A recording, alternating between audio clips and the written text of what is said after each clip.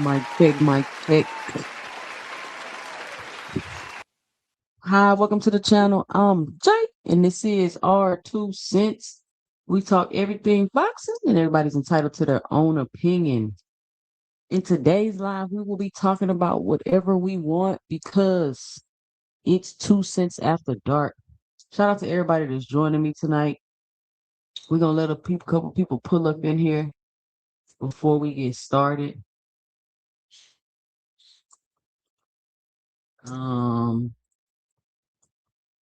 Let me open up the phone lines real quick. I'm opening up the phone lines. I'm gonna drop the link. We're gonna click the link.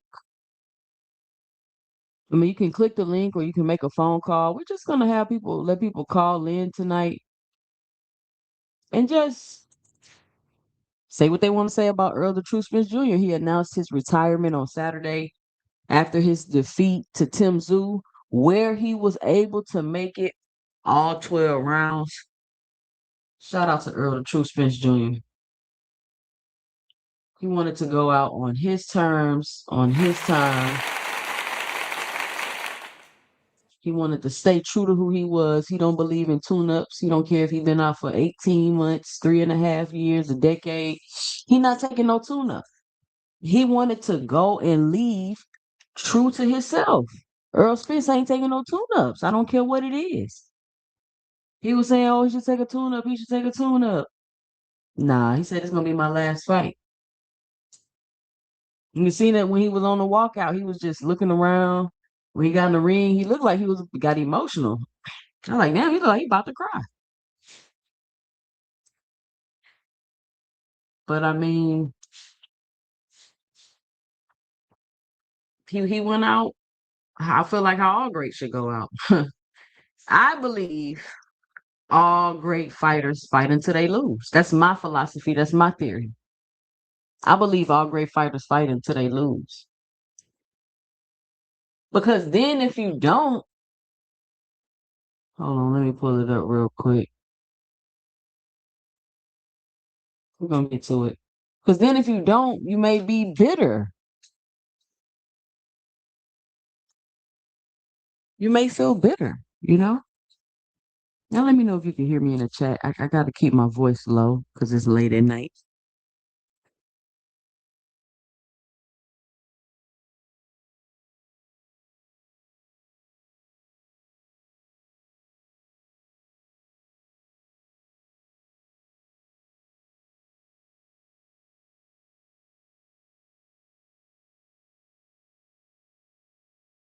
All right, all right. So I mean, Earl only got two losses his whole career, and it's his last two fights. He continued to pursue his goal of undisputed through very crazy circumstances. And it seems like, honestly, for some reason, people don't want to acknowledge that. It's like they literally don't want to acknowledge the multiple car wrecks that Earl got in. And it's like when you bring it up or acknowledge it, they want to say it's an excuse. That's not an excuse, y'all. If this was any other fighter, y'all would be praising what they accomplished after all the accidents and everything they've been in. Y'all really would be. But he's one of the great welterweights of our time, Earl Spence Jr.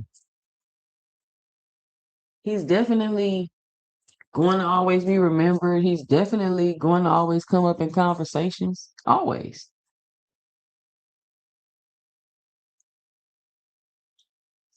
He was a draw. He fought for legacy. He went through things, overcame. What more can you ask for in a boxing story? The only thing he didn't do was become undisputed. That is the only thing Earl didn't do.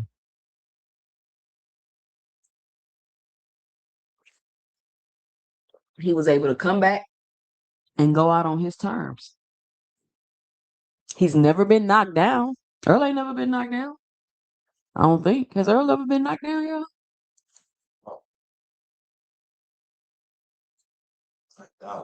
He definitely never been knocked out. I mean, not knocked down. He's never been knocked out. He did get knocked down in the Bud fight. But I mean, that's the best fighter in the only he lost to the best fighter in the universe. And then he lost to Tim Tszyu once he was pretty much done fighting. He probably ain't even had no business in the ring for real. I'm pretty sure he shouldn't even been fighting. And I was telling y'all before the fight, I don't care if Earl win or lose, I want him to retire. It's been too much. Like he's put his body through way, way, way too much. I remember when my friend called me, she was like, "You seen what happened?" I was like, "What happened?" She was like, "Earl Spence got in a car accident." I was like, "What?" She was like, "I'm gonna tag you on Facebook." So she tagged me in this video on Facebook. I see the car flipping and spinning and doing all that. And I was like, the first thing I thought was like, did he even survive that? Did he even survive that? And then it was like, he didn't have no broken bones. His teeth was messed up. And I was like, damn, at least he gonna still be functional. You know what I'm saying? It's not like he gonna be paralyzed or in no wheelchair or nothing. I definitely wasn't thinking he was gonna come back and fight. But they said he had no broken bones. So I was like, okay, so he should be able to recover though, but I don't know if he's gonna be able to fight. And then they said he has no memory of the accident. And I said, okay. I said, well, and if he can still move and like get in shape and fight, then I think he could come back. I don't know if he'll have any trauma fighting because he doesn't even remember the accident.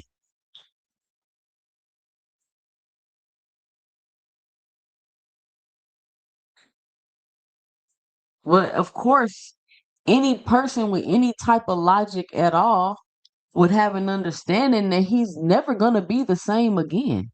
I hear people saying, I got in a car accident and such and such got it's not even comparing. I don't care what you finna say happened, you went through, unless you flipped out of the windshield of a Ferrari going as fast as he was going, went 30 feet up in the air and bounced off the ground and bounced off the ground. I'm not talking about the fender bender accident you got in. I'm not talking about that. I'm talking about the life ending accident that Earl Spence survived. That's what I'm talking about. What percentage of people do you think would survive an accident like that and then don't even break a bone? When I found out he didn't break a bone, I told my husband, I said that Earl's an X-Men. He's an X-Men.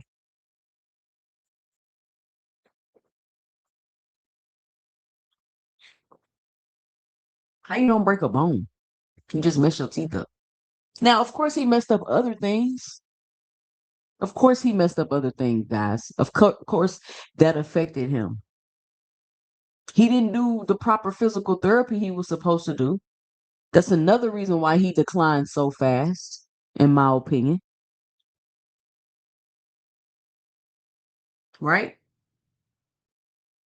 Then he got in more accidents after that. Like it just was a lot. And because he has a story to tell, people want to say it's excuses. It's not excuses, it's his story to tell. And he has a hell of a story. He overcame a lot, and that's what's makes Earl great. He don't gotta be 3-time undisputed. He don't gotta do all that. It would have been great if he became undisputed, but he don't need all those accolades to be great. His career, the things that he overcame and was able to come back and accomplish, that's greatness within itself.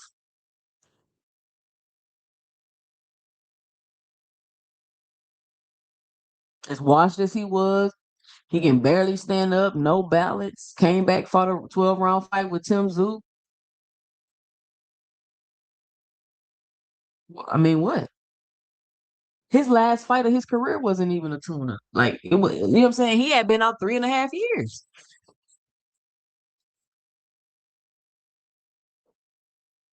So, I mean, it is what it is. It's like a lot of people don't want to be honest because of what being honest means. It's like if you have to be honest about this one thing, then you got to be honest about so many other things. And for some reason, people don't like doing that. So they just continue to be like, oh, it's excuses. Oh, just because you got the accident don't mean it changed. I got somebody hit me from behind and I hurt my neck and my back and I was better. I was moving regular, even though that's not even true. I don't care what kind of car accident you get in, you get an injury, you go to physical therapy and do all that, but it's never the same.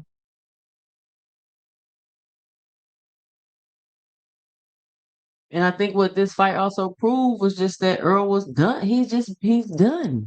He was done. He was done in the Terrence fight. It is what it is. I don't understand why everybody all in a like I don't get it. It's the fact of the matter.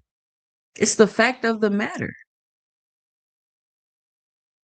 The fact of the matter is when Bud fought Earl, he had already declined and he didn't have an adequate training camp.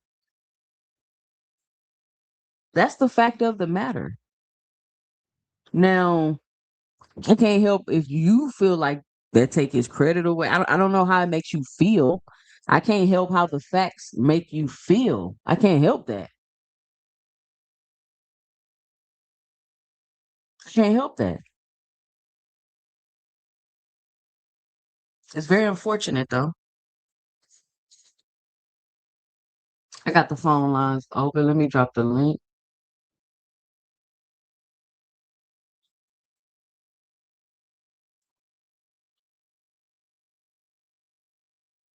Let's look at some classic Earl moments.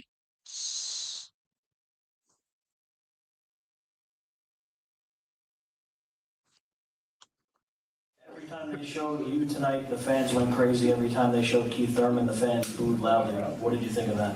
I don't have to think, Keith Thurman's has to be active, and the fans love me because I'm a fighter that, what I'm saying, I relate to the fans. I talk to the fans, and I'm relatable to the fans. And Keith Thurman, he kind of disappeared a little bit, and he hasn't been fighting, he hasn't been active, and they want to see the big fight. They don't want to see recycled fights where him fighting Sean Porter, him fighting of Danny Garcia. They want to see him fight me. So I think, when he come back, he need to fight me. And I need to fight the winner out of I need to fight Sean Porter, and then he fight me. So we'll see.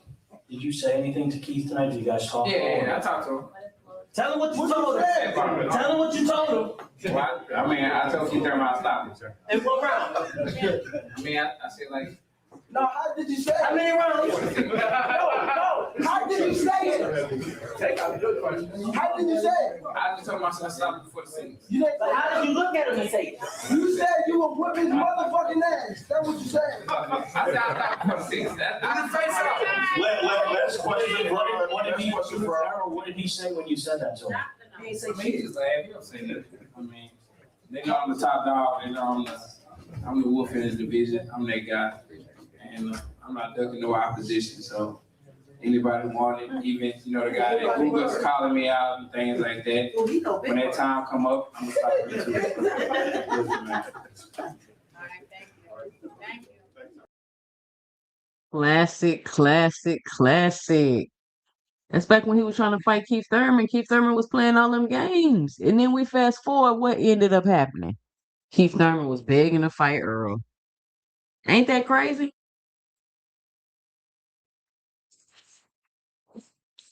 Ain't that crazy?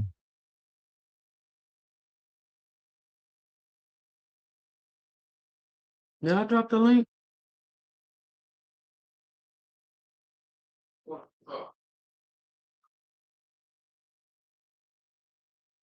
I just say that's when my guy was a demon. Earl was that boy Earl was a monster.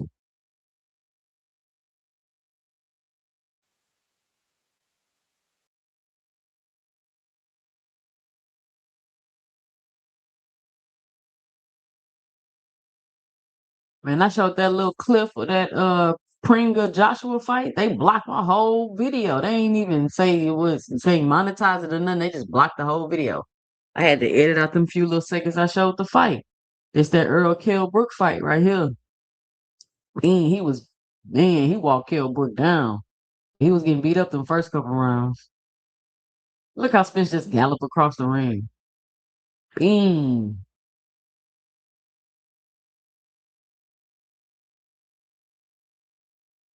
Dang. They got a number for the call in at the bottom of the screen.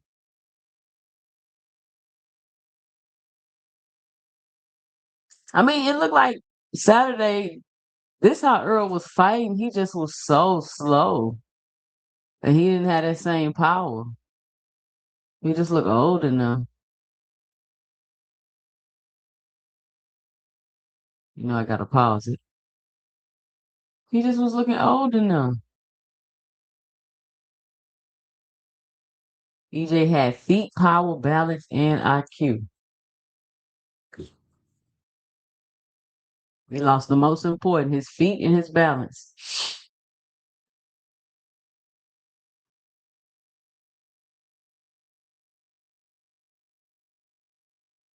Man, his punch placement is so good in his positioning. Look at him. Beep, beep, beep, beep, beep. Oh, he was a monster.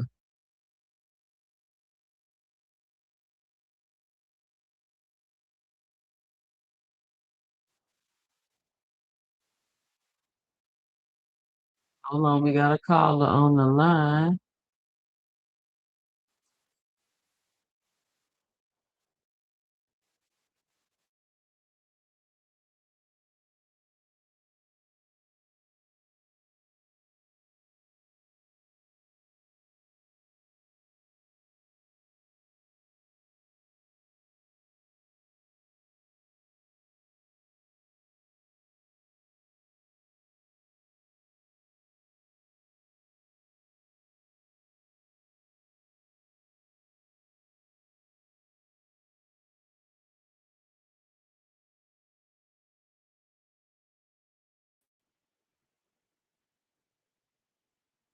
All right, there you go. Can y'all hear Mr. Greg? Put a one in the chat. Go ahead, Mr. Greg.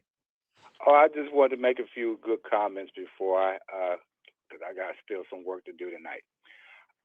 First of all, congratulations to Earl for making the decision to hang up the gloves.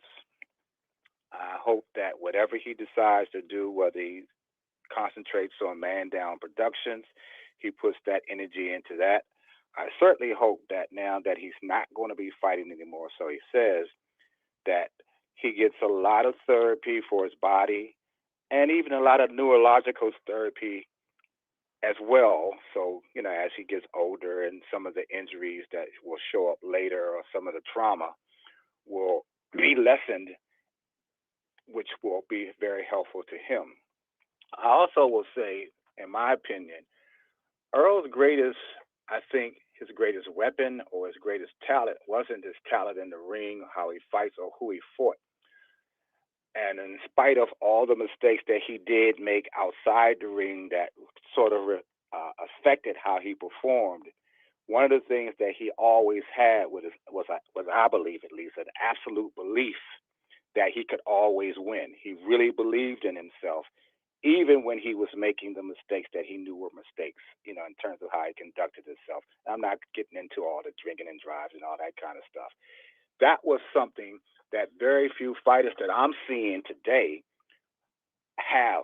They don't have that real belief in themselves. I mean, Earl believed in himself enough to get all the fights that were the hard fights, not always be prepared like he should have been, but still believed in himself enough to still take those fights. And that says something about his character that I think is admirable, that you have that inside of you. That's not something that you can just cavalierly have. You have to honestly believe in yourself to do what he's been able to do and even make the mistakes that he did. And so I think that's admirable. I wish that some of the other fighters that are fighting today really had that real belief, because it would show in their performance, it would show in who they fought. They would push for those kinds of fights that we want to see. So that is something that I really admired about him, in terms of any fighter, because I mean it takes a lot for somebody to get in that ring knowing that somebody's going to separate you from your senses or worse, So I just wanted to say that about Earl. Again, I'm hoping that all of those good things that I've just said about what he should be doing, and I'm glad that he has his money, because we know how many fighters we're hearing about fighters now that should have had money that it appears that they don't. I don't know whether it's true or not, and I don't want to get into names either. I'm just happy to know that he said that he got, his money, the money that he made from all the trauma and drama that he went through, that now he can live a good life, settle down, do some different things out here, enjoy life while he's still relatively young. Because you start living as a man, you start making money. Most men start making money, really, regardless of what they're doing in their 30s. He's made some good money in his 30s, and now he can step out. He don't have to take punches. He don't have to get broken up. He don't have to go through all that anymore. So, bravo to him for doing that, and I hope that remains the case for him. So that's kind of what I wanted to say about Earl in terms of what his career has been. I'm sure he will be in the Hall of Fame. I'm sure he'll be the first round. I'm sure it won't be any problems about that. That's how I feel about it, actually. And as far as comparing him, what he did, what he could have done, that's irrelevant now, because now he's gone. Well, I'm sorry, now he's not fighting anymore. So that's irrelevant to me. What he did is what he's done. How people will see it is how people are going to see it. And everybody's going to have a different opinion, of course. This is just mine. So I just thought I'd get that in. And hopefully there'll be a lot of people who think, similar, about him, and wish him well. So that's what I got for you. All right, all right. Shout out to Mr. Greg for All coming right, up. kid. Yep. Now, are we going to just talk before I leave? Are we just talking about Earl, or you got some other subjects that? Because I just came in, I just saw Oh, you no, coming. no. I'm just about to put. It's a bud trip. Like we're gonna talk about Earl. I mean, not bud. We're gonna talk about Earl throughout the just throughout the show, people gonna call in and Oh, say what they okay, gotta that's say. good. I like to hear what other people have to say now that he's finally hung up his gloves. So I'll stick around for a little while longer, but I have some work to do. So I'll Okay. just get off the phone so somebody else can call, and Okay. I will talk to you then. All right, Mr. Greg. Yeah, stick around because we about to react to this Bud video. Okay then. All right. All right, all right. Yeah, we about to react to this Bud video, but the phone lines are open, or you can click the link. Let me pin the link.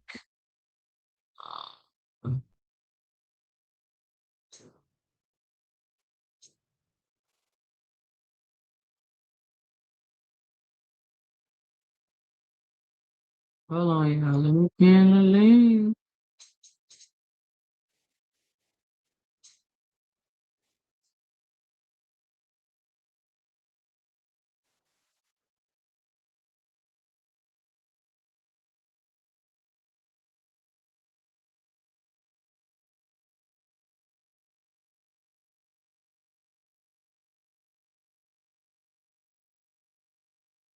All right, all right, all right, y'all. Let's review some videos, and there is the link for anybody that want to hop up, give their 2 cents about Earl on his retirement. What's up, Paid in Full? What you got for the show? What's going on? What's up? Yeah, yeah, I'm proud of Earl that he would. I really didn't even want him to come back, to be honest. I just feel like it wasn't. Feel like he ain't really had no more to prove, to be honest. But I get it when you're a competitor or whatever, you still want to get out there and compete if you got the ability to. But yeah, I think he got a hell of a had a hell of a career.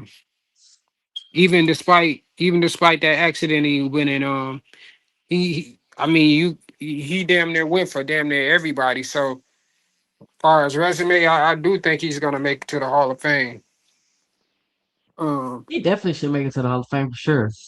he- First ballot, to be honest. Yeah, he had a hell of a career, man. I just hate to see. I'm glad he didn't take too much damage in that fight. He did get wobbled, but again, I'm just happy that he was able to grace the ring one more time. But yeah, if I was him, I probably wouldn't have did it though. But yeah, he had a hell of a career, man, and a great, even better comeback story. Because right after that car accident, he got back in the ring with Danny Garcia. Man, that was a great comeback, man. So Man, that was I an think awesome comeback. It was 18 months after the accident too. that's for something that damn near 9 times out of 10 people don't even survive shit like that, man. So Crazy, crazy. yeah, So that's pretty much. when did you first see Earl? Like, how did you come across Earl? Um, it was kind of like after the Olympics.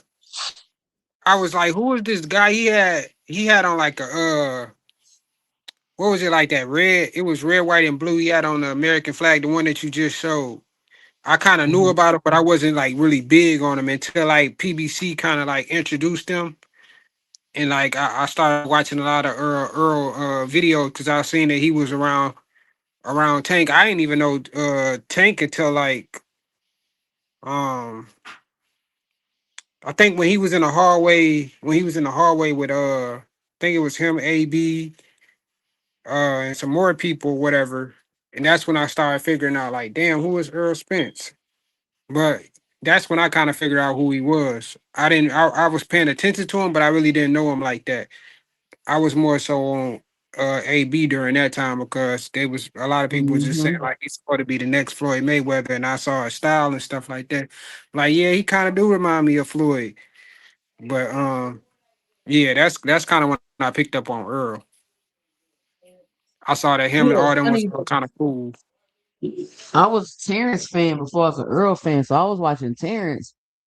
When I was watching the Crawford fight one day on YouTube, and then the next fight was a Earl fight. I think he was fighting like a nigga with some blue gloves or something. I can't remember. I And I was was like, never. damn, Go ahead, who I'm is listening. this? Yeah, I was like, damn, who is this? Because he would just watch. It look when you first watch Earl, it looked like he just leaning on you, punching you in the stomach. And I was like, damn, he just leaning on people, just punching them in the stomach. And I was like, man. So I just kept Man, watching and watching him. Yeah, that's and I never liked it, bro. Bud, I ain't gonna lie. Even that back then, I didn't even like him. He just wasn't. I don't know. He just his style wasn't intriguing to me at all. Like at first, especially like before he became like the name he is now. I really didn't really too much pay attention to him like that. I just used to It's just always hear his I name. knew Bud was good, but it was like every time I watched this fight, it just be like Yeah, it just always made me feel like you know what I'm saying. I always like all right, you know what I'm saying. Like when he really yeah, don't see him like fight somebody, you know what I'm saying. yeah. I'm like I really didn't even like pay attention to him at all until like think it was pretty much around like the not the what's that Mean Machine. After that, Mm. that's when I kind of started paying attention to him. And then the Gamboa fight was another fight that kind of like I'm like, all right, bro, he might be nice. But then it's like after paying attention for a while, then I started seeing a lot of shit that he was doing. Like, yeah, I don't like that nigga, bro. So Hmm. my favorite fighters that was coming up was always like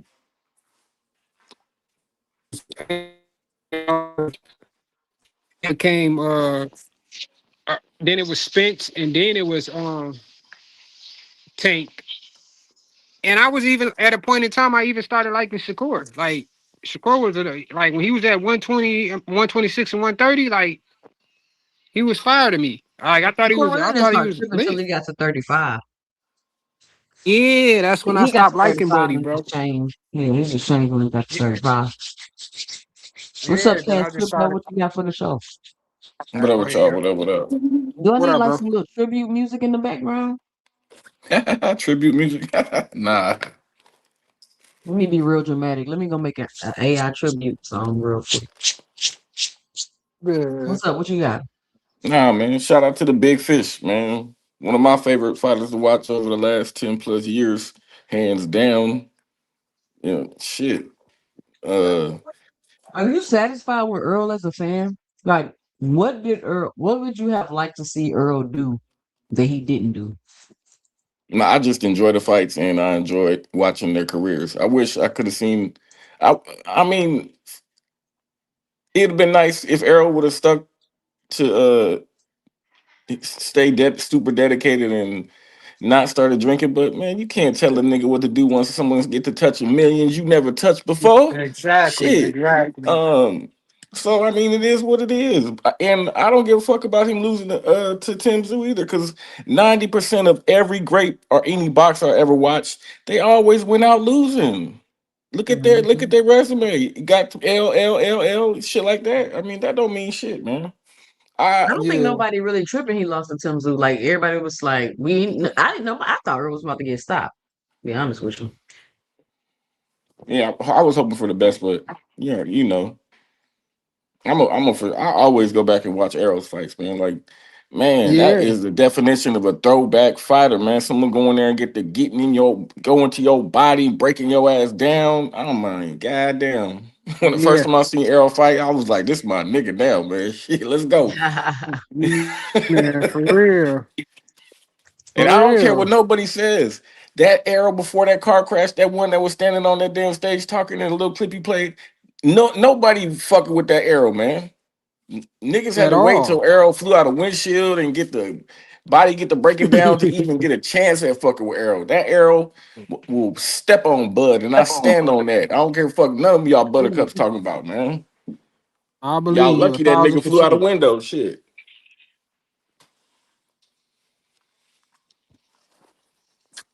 Yeah, I mean, they want to overlook the accident and act as if it never happened and call it excuses.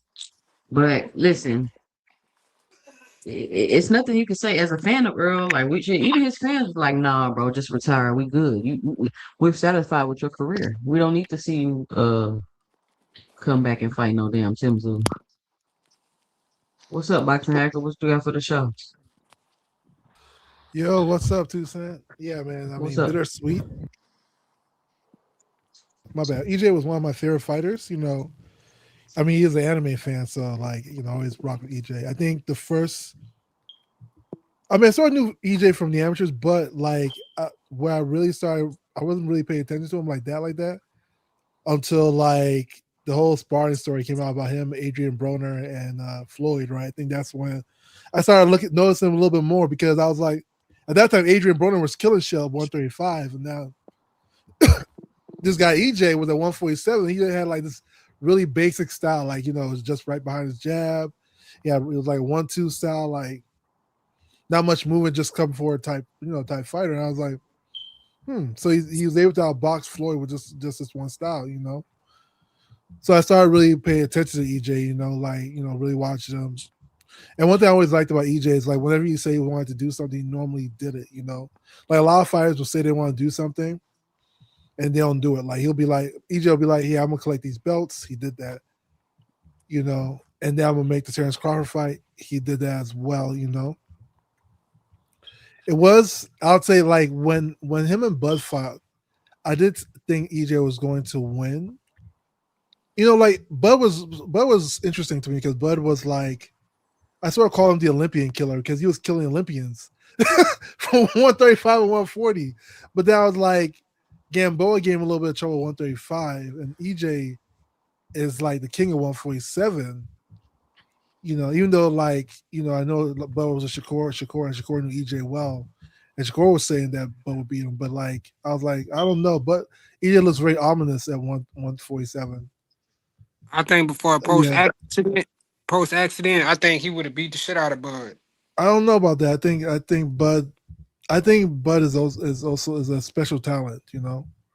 I think the Bud of the Man, we're not amateurs. talking about Yeah, Bud, bruh. We're talking yeah, about Earl. yeah. I mean, Bud is part of Earl's legacy, but like, yeah, like even though like EJ didn't get the win, it was still like respect for both men, and the fact that he still tried to finish the fight on his feet was very like commendable. I don't think, What's huh? what's your favorite Earl fight? he he boxed the shit out of Mike Garcia. That was funny to me. Yeah, that was Um, funny. yeah, like I think Ugas. The reason why I say Ugas fight because he had like an eye surgery or some shit before he fought Ugas, right? No, And he Ugas needed to and get eye nobody's ever surgery. beaten Ugas like that. Ugas has gave problems to Sean Porter. He whipped the fight before that. He whipped Manny Pacquiao like no man's business. So for Earl to like go through that and come back and beat Ugas like he did was like super impressive. I would say the Ugas fight is like probably one of my favorite fights. Hold on, Bobby. He did not arguably lose to Porter. I challenge you to go back and rewatch that fight. Porter was What getting the his hell? ass tagged. Man, he was It It looked getting was like close. it. Hold on. The fight look. If you go back and rewatch the fight, you realize it looked closer than it did because Porter kept coming forward. He was forward. always right there in front of Spence. But go back and watch that fight. Porter was getting his ass tagged. Man, Yeah, for real. he beat Porter, but even in that fight, that's the Errol off of a fat camp. Now imagine if Errol wasn't partying and drinking and cutting corners and shit. He go in there prime like with all his everything on him with strength training and all that, man, he would have dusted Porter off easy. And that was the best Porter we've seen. That nigga had a 8 month camp. That nigga had 18 coaches and some more shit. No, for I real. know, but I think that fight, if EJ didn't get a knockdown, he probably would have lost. Though I think, No, he I would think not have. it was still a split decision with the knockdown that EJ had. Go back and So imagine if go this, back and rewatch the fight. yeah, I mean, I remember this fight, but I'm just saying, imagine if he doesn't No, have a no, knockdown. no. No. You don't remember a fight. You have to watch it more than once. Go back and rewatch it. Yeah. Okay, He Yeah, was. people He don't was. know be knowing what they watching. You be hearing people say that Bud fought the same Porter. Man, get the fuck out of here, man. That's No, some the fuck corny he shit. did not. but I mean, Bud's a special talent, man. I mean, it is what it is. That's cool, but we could just state the obvious, though. You can think that, but facts are still the facts. What made Porter so different? He just couldn't do what he did. That's all. He didn't fight the same. Why is it so hard to admit? I don't understand. He Well, literally just sat there and said he couldn't do the same thing that he used to do. Is that still not the same thing as not being the same fighter? I don't know. Yeah. I felt like Porter coming off was of hip different. surgery and shit like that. There's no way you can call that the same person. Honestly, Honestly, Porter didn't look that much different. I think Bud was just Porter was training in his backyard, nigga, with his kids. Like, shut up, nigga. yeah, like Porter looked the same, bro. I don't know what you guys are talking about. Porter looked the same to me. You just sat And there and Porter said was he didn't look the time out, same. time out. Porter was boxing Terrence. He didn't fight Terrence like he fought Earl coming forward. He was boxing EJ though. That nigga was dapping Bud up between rounds. That All wasn't right. the same nigga, man. Come on, man. I know that. What y'all think? Porter was All paralyzed. right, you got it, Hacker. He went You got there it. with a wheelchair. Yeah, you You got got it, it, Hacker. Hacker. You got it. Thank you. I appreciate it. Mm-hmm. So Yeah, anyway, I think my favorite Earl fight is Sean Porter, Danny Garcia, Lamont Peterson. yeah, Lamont Peterson. That's my favorite fight, bro. That's the first fight I seen Earl. Man, that's my favorite fight of his. Kell Brook was crazy. I think Larty was the first fight I Mm. seen. Kell Brook. How could I forget Kell Brook? Kell That Brook fight was a good interesting one. because Kell Brook was sort of whipping him at first, but Earl just like that pressure caught him, man. Bro, go Yeah, watch the dog. fight again, man. What are you talking about? What are you talking about, Box What are you- Hacker? This nigga be saying the Y'all think dumbest Kell shit Brook was ever, doing man. really good in that fight in the beginning? Yes, he was. Yeah, Kell Brook was doing good. What are you talking about? And then Earl Go broke watch him the down. fight. You go watch the fight. You said he was whooping them. You didn't say Kell Brook was doing good, nigga. He low key was a little bit, but then He was Earl's a pressure, wasn't whooping him. He really wasn't Earl's whooping him. pressure came back. Earl's pressure just took over. He took Spence's jab away. He wasn't whooping him. Stop it, Box Man. He was. You see like, you see how you try to rage bait the panel? It was not rage, but I don't know what these guys. This guy probably thinks that Kell Brooks didn't do nothing in that fight. Kell Brooks was What doing was- real good. We never, nobody said that, bro. See, that's what I be talking about. He was okay. How was he was winning the early rounds? rounds? Does that make you Trash, feel bro. better? Does that make you feel like he was winning the early rounds? Does that make Yo, you feel- Kell listening Brook skills was- is truly trash. Kell Brook was punching through Earl. When? Yeah, he was doing like he was really dominant against Earl those first few rounds. It was that Yeah, Earl well- made adjustments and like a lot of pressure. Well, how did that work out for him? Yeah, no, that's what I'm saying. EJ ended up, increasing that pressure. Stopping his ass. Yeah, that's what I'm saying. It was interesting, like how he turned up like that. Mikey I was Garcia was a scared. good performance. Listen, this is the thing. Mikey Garcia was a good performance too. Like Earl put on fights, entertaining fights that people wanted to see. He did a good job. Yeah. Yeah. Now that's a resume. That's a real resume. Who's that? Errol Spence. Yeah, that's a. He had a good resume. His resume better than damn near anybody at 147 currently or before. Yeah, he got a real good resume. Or before, it's because crazy. but you got to think he collect all the belts. I So would- of I course would he's gonna say have a good or resume. before. Pacquiao was at 147, so was Floyd. So no, he's not. How the I fuck was he mean- supposed to fight Floyd? Yeah, he said or before. All right, don't get it wrong. He beat the fuck out of Floyd. Never mind, I'm gonna leave that alone. Yeah, his resume wasn't better than Bud's. Floyd. His resume wasn't better than Bud's. He had a He good fought more resume. champions at 147 Then who? than Bud. Yeah, hell yeah. 2 cents. How is Bud resume better when he fought more champions at 147? 2 cents. Bud was undisputed at 140. No. According to your rules, Boston Hacker. You said According to 140.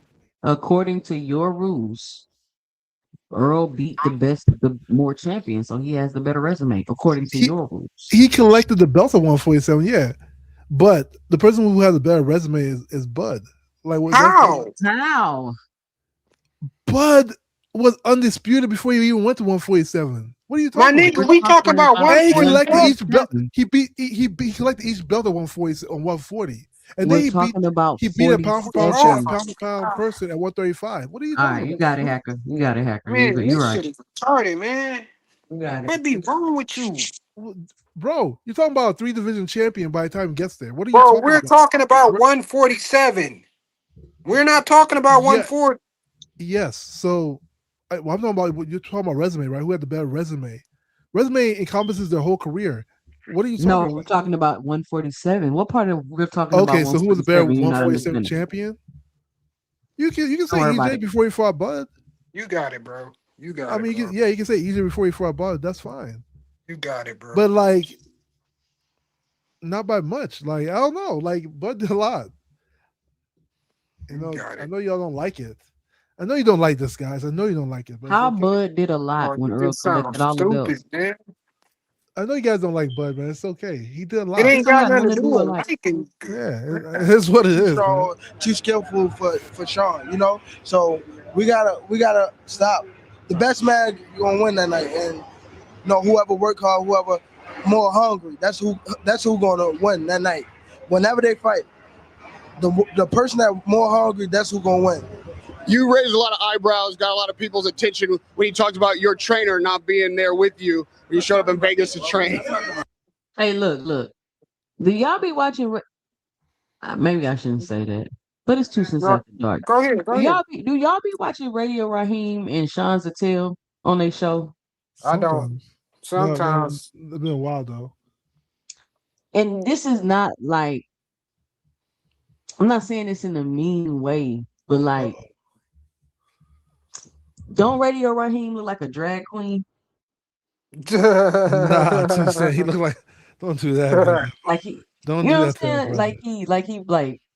Like will put on some wig and a lipstick and start lip singing or something. No. He just look like a nerd, bro. Nah, bro, Like, y'all like a gotta go. little And then nerd. he always have on like the glossy lips like Jaheim. I'll never forget what's the name Wilder say to this day. Ray Raheem looked like he was about to die that day, man. Hey, that blew Wilder up. Did And you they know call it what? Ra- I didn't. and Did they y'all, started did calling y'all Radio know? Raccoon. Did y'all know? I didn't know that Wilder had a reality TV show. Did y'all know he had a reality show? with his I didn't. ex-wife. Yeah, Yeah. I remember seeing that. Him and his you ex-wife watched did a that? lot. No. Hey, Never. Tuesday, him and his ex-wife had like a OnlyFans like porn thing going on too, didn't they? Did they? How the fuck? Yeah. What the fuck? Fuck How you you know Yeah. know? that? How you know that? Listen, How you know? How you know boxing hacker? I'm getting where I heard that from. It was man, get your freaky ass on. hey, Man, I don't Ain't have no he was freaky watching nigga, that shit. man. Get your freaky ass on. So freaky. They said Freaky Maliki had a OnlyFans too. What they doing over there? What? That's why the nigga looks. Man, niggas is tripping. That nigga said that man had an OnlyFans. How the fuck would you know that? That's why Wilder ain't got no legs. But anyway, all right, here we go. We're talking about Wilder and Tilly Swift Wilder's a had an wild boy, man. OnlyFans. Wilder is a No, wild boy. Tilly Swift ain't never had no doggone OnlyFans. Telly Swift? I Yeah. think she has OnlyFans right now, Tuesday. What are you talking about? She never had No, an she OnlyFans. doesn't. Somebody had hacked her account, Who? she said. Oh, okay. Who y'all talking about? Telly Swift. Tilly Swift Wilder. is Wilder's ex-wife or girlfriend or Oh. whatever. Telly Swift was like, hey, well, let me not say, man. But Wilder no, was I've never killing that heard girl, man. anybody say that they had an OnlyFans. So I don't know if you making that up or if you've seen it. Boxing hacker. I'm No, sure you're I probably didn't not gonna watch it. say. I didn't watch it personally, but like, I remember it was said in some interview. I saw the reality TV show they were on. I had to come back when you talked about that. I You seen did. that, Mr. Greg? I Yeah. never seen it. Was it good? No. What cash go he did? They. No, I'm here. I Okay. think they were trying to portray him in this show as the loving boyfriend, husband, father type, and it came across real dull and lifeless to me. Why he was even on the show, because I think it was a part of another. Now I'm trying to access all my memories on that. I do remember the show because my wife had said, "Isn't that guy Wilder?" And I saw him, but it never talked about him being a boxer per se, even though you knew that's what he did. They were trying to just show them as a couple with children. It just was. It was just you go to sleep. You would go to sleep on it, to be quite honest. But it was it was also a way, I think, because Wilder was still kind of at the top of his game of trying to cross him over into some other audiences to see him and maybe draw them over to when he did fight again. I think that was Right. that was the play, but it didn't work out that way. Because they did the same Yeah. thing with Floyd. They put Floyd on a reality TV show with one of the girls from TLC. Chili. Yeah. You talking So about Chili? yeah, and that didn't work out well either because it came across as real forced. Um, I think Floyd and I think Wilder to some degree, both of them tried to act with you. You know, most reality TV people can't act anyway, but they at least know what they're supposed to be doing. So sometimes you got to be prepared for that kind of stuff, and neither one of them, in my opinion, were prepared to do that kind of TV thing. Let me get this Cash App. Shout out to Curtis Robinson with the $5 in the Cash App. He says for the late night cook. Shout out Curtis Robinson. Yeah, even after Floyd had after Dancing with the Stars, I think that made his career reach another height. Yeah, because they crossed him over. He did the the wrestling thing as well. Yep. Yeah, so yeah, that was a good way of doing cross promotion, that to expose him to more a wider audience. Yep. All right, let's check out more of the video. Hold up, folks. Let's get this on. What you say? Say it on camera. I said, Gervonta great fighter. He fight at 130 pounds. No, he said you'll beat my what? You'll beat my what? He's a great fighter. He fight 130. I think he'll beat Lomachenko. No. You know what I'm saying? Who's your chief sport partner for your Morris fight? You know what I'm saying? Hold on. He's a great I just said, right? What? I just said that. This one I'm telling you. I just said 126, 130, You are. and You're a great 135. fighter. You hear me? Yes. 26, 30, 35. Yeah. What happened? The best. Yeah. Nah, he is the best. I feel like he's the best fighter out there. I feel like he'll beat anybody. It doesn't matter of the weight class. Just like Adrian Bronner. So it is what it is. See, line them up, he will beat them. But Body punch it though. I mean, you snatch the body out.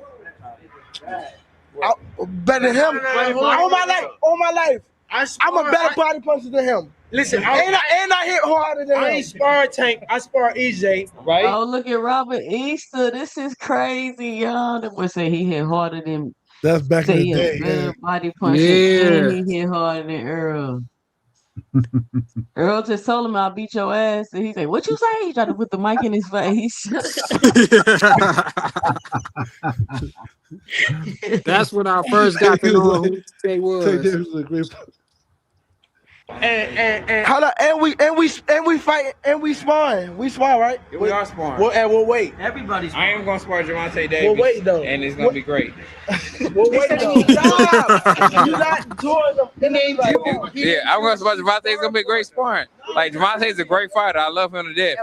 It's crazy, you know. It's like me versus Tank. Tank can really punch, so he take care of any weight. It's crazy.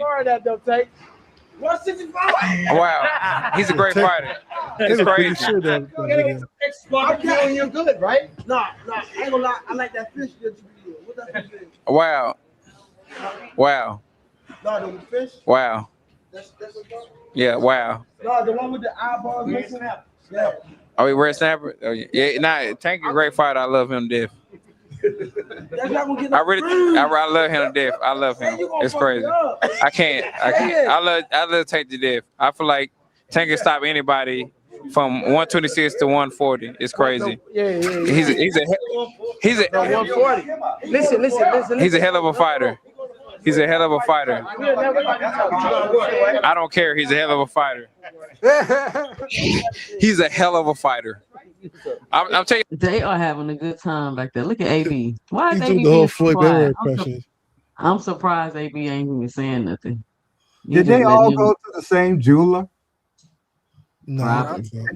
I'm just looking at the chains. All of except for AB's, his look a little small, but everybody else has a heavier piece on their neck. Like that. He's a hell of a fighter. Him and Rob, they're hell of a fighters. Like it's gonna be crazy. Nah, he's a hell of a fighter. It's gonna be crazy. You know, it's like Twin. Twin's gonna beat the dude from San Antonio. On my figure out ass. Oh, he's talking about how he beat you now. Yeah, he beat me amateurs. Look, I started fighting in 2015. In 2015, I started fighting in 2015. He beat me in 2016. I was year fighting. Nobody beat you in 2016, bro. And he did. He did. That's when he had his braids. When he cut his braids, No, he beat me in 2000. No, I brought 2000. I started fighting in 2015. Oh, was drunk as shit. That's interview. They all are clearly. Yeah, they all faded. Yeah. What's So funny, you see where it started. He started boxing in 2015, man. What's funny is they just letting them talk, and this is like what this year is was that? That was probably 2017 or some shit, wasn't it? this is the originality that boxing's missing. Because now when you hear fighters talk, it's always some propaganda, some misdirection, or some bullshit. It's no authenticity. You feel what I'm saying? Like it's no authenticity. Like it's crazy. He beat me in 2017. Every 2 years. He started fighting for 2 years in the boxing. I started fighting when I was 15 years old. Oh, 15. I started fighting when I was 15 years old. I was born in 1990. 2015, I was 15 years old. He beat me in 2007. You know what I'm saying? an amateur stopping that poor dude in the body. Like, Yeah, I was stopping everybody. I was a monster. Hey, I got a clip that was saying I was born in 1990. In 2015. Look at Derrick James like, man, what the fuck? Why Derrick James look like a like a serial killer? First of No, all, that nigga look like a James, wait. What is he wearing? man. That's what He I has- said, bro. It look like that He man about to has go on a striped T-shirt with a round neck with some collar wampers. that's black with a blue jacket. Well, Mr. Greg, What's what you think about this fit? I need you to analyze this fit, Mr. Greg. This is not the fit for him. I'll put it like that. without comparison. Hey, Mr. Greg, I'm what's them looking at things that? you. Who sits after dark? What's them straps they used to put on your pants and they go around your back? Suspenders. That's what that nigga got on. Look at his pants. Wow, you know how young you gotta be to not Now, know. does he have the clip-ons or does he have the leather ones? Hey, Juke, don't clown my age now. Hey y'all, good evening. How you doing, 2CENTS? What's up, Juke? What's up, Juke? What up, Juke? You like, what's the thing when they go behind your back? Suspenders. Suspenders, You are man. young. You don't know what suspenders are? Yeah. Hey, I was around that time, but I wasn't putting none of that shit on. We wasn't wearing that shit. Damn, hold on. Champ Ross say he got the Hamburglar shirt on. That's kind of what it looks like too. But that man got on some Daisy Dukes. I don't know who the Hamburglar is, man. But hold on. But the pocket. First of all, it's a black shirt with a blue jacket with the pocket square. That nigga got a blazer on. With jeans.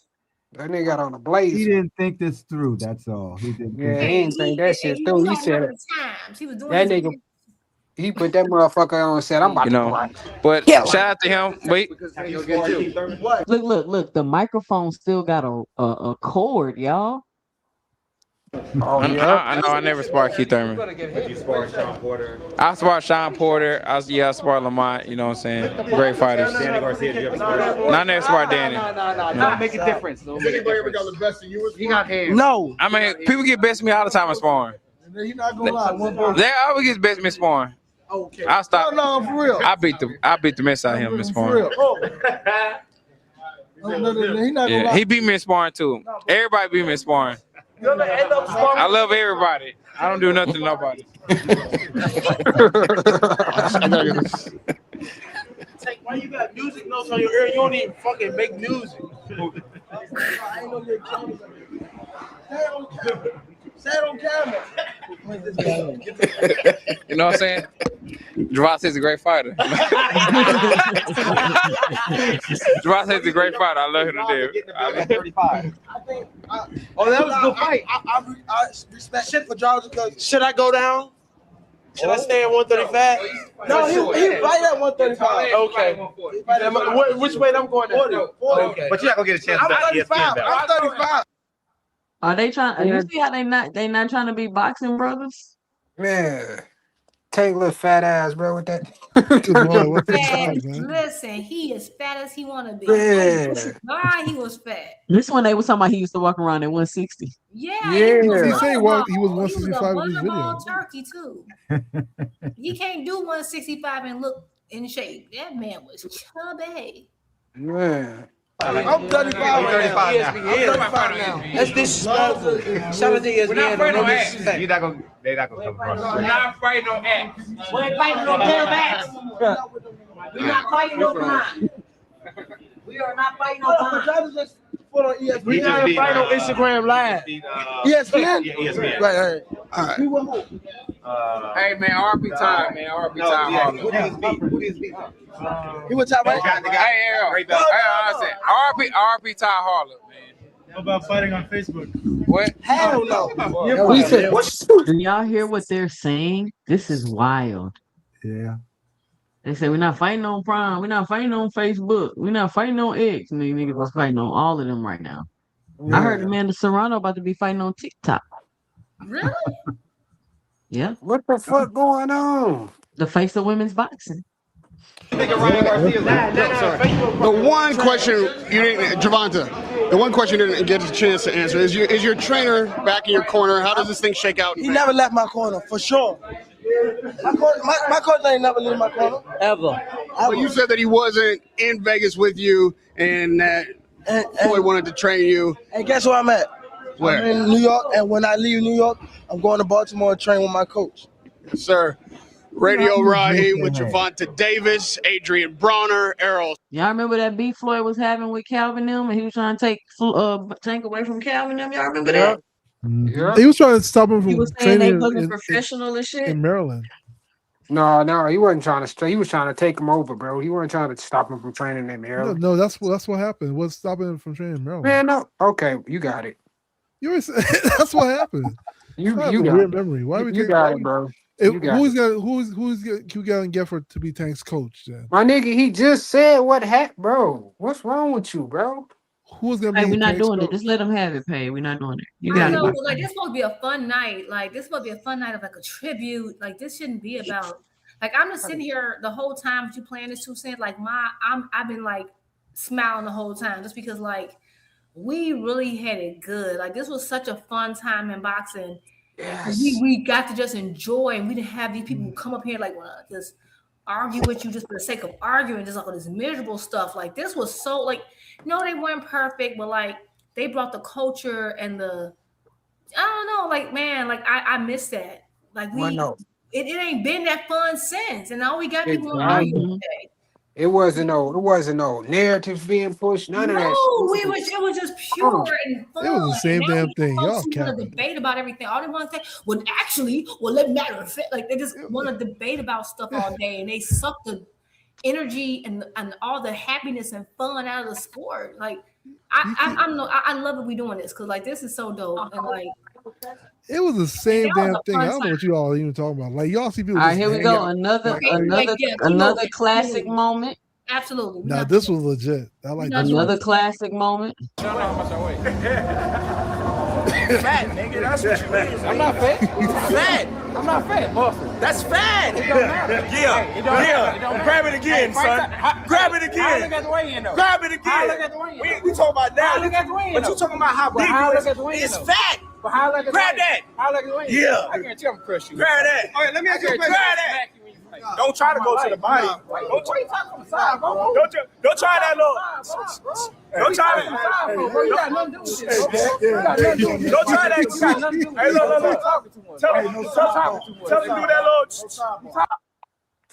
little. Earl got on his homeboy. Earl got on his homeboy. See how little that nigga was?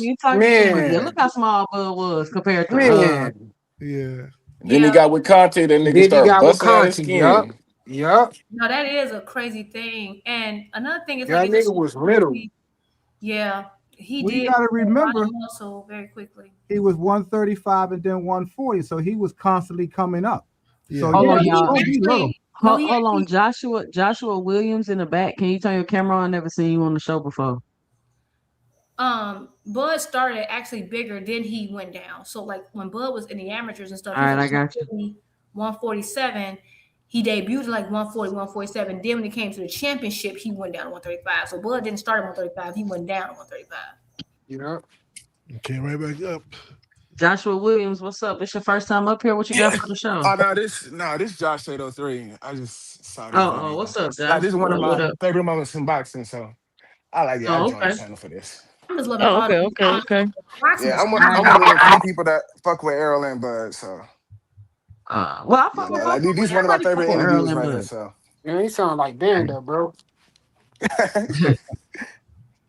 Where is Bando Body Don't Boy? talk about too much, bro. Okay, we tell him on around. Ain't nobody talk from the side. But you Why you talking gotta to me. talk? Ain't nobody talk from the side. Why you gotta talk? Well, talk to me. It don't matter. Talk to him. But tell your Talk nigga to to be me. quiet. Talk to me. Well, Don't tell your talk to nigga to him. be quiet. Talk to me. Tell your nigga to be Talk quiet. to me. Tell your nigga to be All right, quiet. now you talking to me. Tell your nigga to be Back quiet. to what we was talking about. Whatever. Try that body It shot don't matter. shit. I'm not gonna stop you. Easy. It's gonna stop you. Easy. That shit gonna be easy Hey, work. I'm I solid. promise you. I'm It don't solid matter. as a I'm rock. gonna knock you out, bro. Oh, You been hurt. that's fact. You got hurt by getting pulled.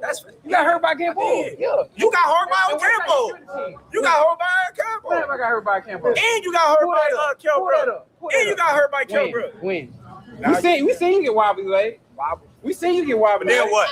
We seen you get wobbly. After that. It don't matter. Bro was small as shit. Wait till I hit you. Sorry.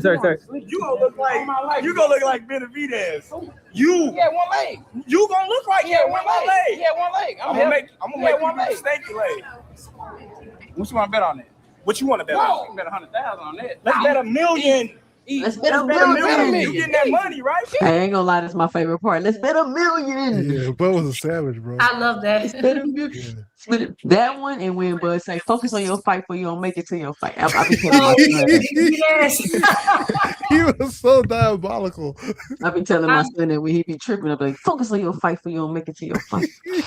Earl was so like looking at Oh, Earl's man. body and the muscle. Like I realized he don't even look that wide anymore. Mm-mm. Like his body is changed. Look better man, easy. What are you talking about? There we go. We're talking crazy. That's up. Hey, this nigga still. Can I get a picture with y'all? You can't get a picture of both. This nigga still owe me a one-on-one. You can't get a picture of both. He still owe me my one-on-one. He still owe me my one-on-one. Bob, we're making a fight happen. Can I get 10%? Bob, no. First of all, Bob said he said Al don't exist. So how you gonna make the fight happen? Al don't exist. He said Al does not exist. What? You said it in the article. You said Al Everybody doesn't see all exist. 20 years, man. You said Sam. First of all, why is Bob even there? Because What is happening It was right like- now? that was when Bud, man, that was go ahead. promoter. Man, talk. That's Bud's promoter, 2CENTS. No, but I'm just saying, That's not like, why you he don't was see there. why we That's don't not see why he was this there. type of thing happening now. Because the reason why is because it was Mo Hooker's. This was at the end of Mo Hooker's fight. Mo Hooker was a top rank, and Bob was at the fight. This is when the fight let out. It's not because he's Bud's promoter. It's because he was Mo Hooker's promoter, and this was at the end of the Mo Hooker fight. And why was he in the conversation? Because he's Bud's promoter. Because he If he wasn't Bud's promoter, he wouldn't be in the the conversation. only reason he was there in the building, the location, which is the question she asked, is because Okay. he's Mo Hooker's promoter. She said, I'm why trying is to he make a there? great night about some debates boxing. I understand you don't If he wasn't Bud's promoter, he wouldn't be in the conversation. Al Heyman. You say Al doesn't exist. I talked to Al. I met Al Heyman. I met Al Heyman. I met Al Heyman. Personally. So have I. What do you say? Can we get both of them in the ring? Why does everybody? Do y'all know how obsessed people are with Al Heyman? Have y'all noticed how obsessed Andre Ward is about Al Heyman when he do these interviews? Yep. It's like he asked, what about Al? And how did you meet? It's Al. And Bud standing right here talking about what did Al say? What did he say? Like it's weird. Ain't nobody seen that doing He said, I'm fighting Mikey. Then I might fight Sean Porter, Keith Thurman. So he didn't Pacquiao. mention Terrence, huh? He did it. He mentioned Terrence Crawford? I just got to call him up and show him this. Oh, he got his number. Well, let me. He got his number. Let me tell you I ain't got no offers something. for y'all. The smartest thing you can do is to stay away from Terrence. That's the smartest thing. You're a legendary promoter. I like that. Legendary promoter. I like that. I like that. You're the best in the business. I like been around this long. You're a legendary He promoter. I knows. like that. So I he like knows that. I fights. like that. He like you You though. already know. I know he like me. He like you He's though. trying to sign me. Yeah, he like you. I know. He's trying to sign me. Bob, how big is this fight if it happens? We don't know. We're all friends. We're in business. We're all fraternity brothers because this is our business. Two of the best in the business. Right. We brothers. Absolutely, two of the best. Still ain't said when the fight goes out. Hey,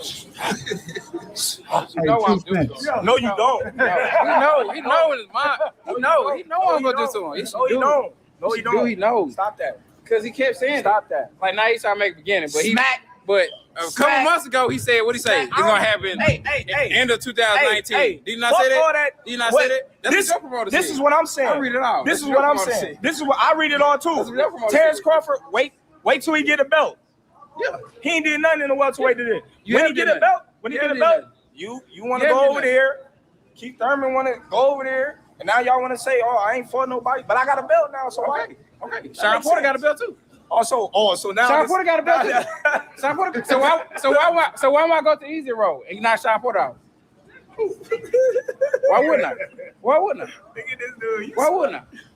You a smart man, but not that smart. Bro, I'm gonna crush you. I promise you. Show up, E. Let's run it, man. Show up, E.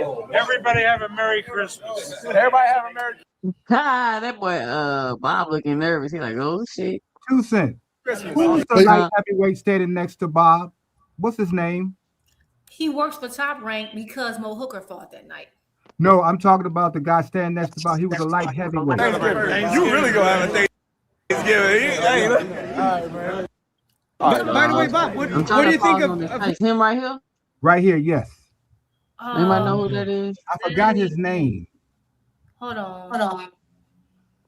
That is. You sure that? Wait a minute. He was a light heavyweight.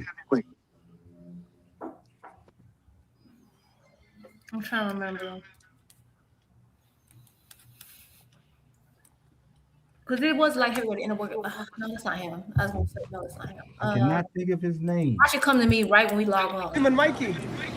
He said it wasn't gonna happen. He said don't believe it. I think that's easy for him. Easy. He said don't believe the fight gonna happen. That's what he said. So Bob gonna feed Mikey to Earl, but he acting like he don't want to make the Terrence fight. He said don't believe it. The fight's not gonna I happen. didn't believe Mikey was that stupid. He gonna get paid. Mike gonna pay. Oh no, Mikey not with Bob no more. Damn, he just called Mikey stupid. What? Right. I'll be saying some crazy shit. He said don't believe the fight gonna happen. That's what he said. He said don't believe it. The fight's not gonna I happen. didn't believe Mikey was that stupid. He gonna get paid. Mike gonna pay. I am the boogeyman. What is next for Terrence? I am the boogeyman. I am the boogeyman. No. Hey, Bob Arum is laughing at Mikey Garcia. Do you see how much that tickled him?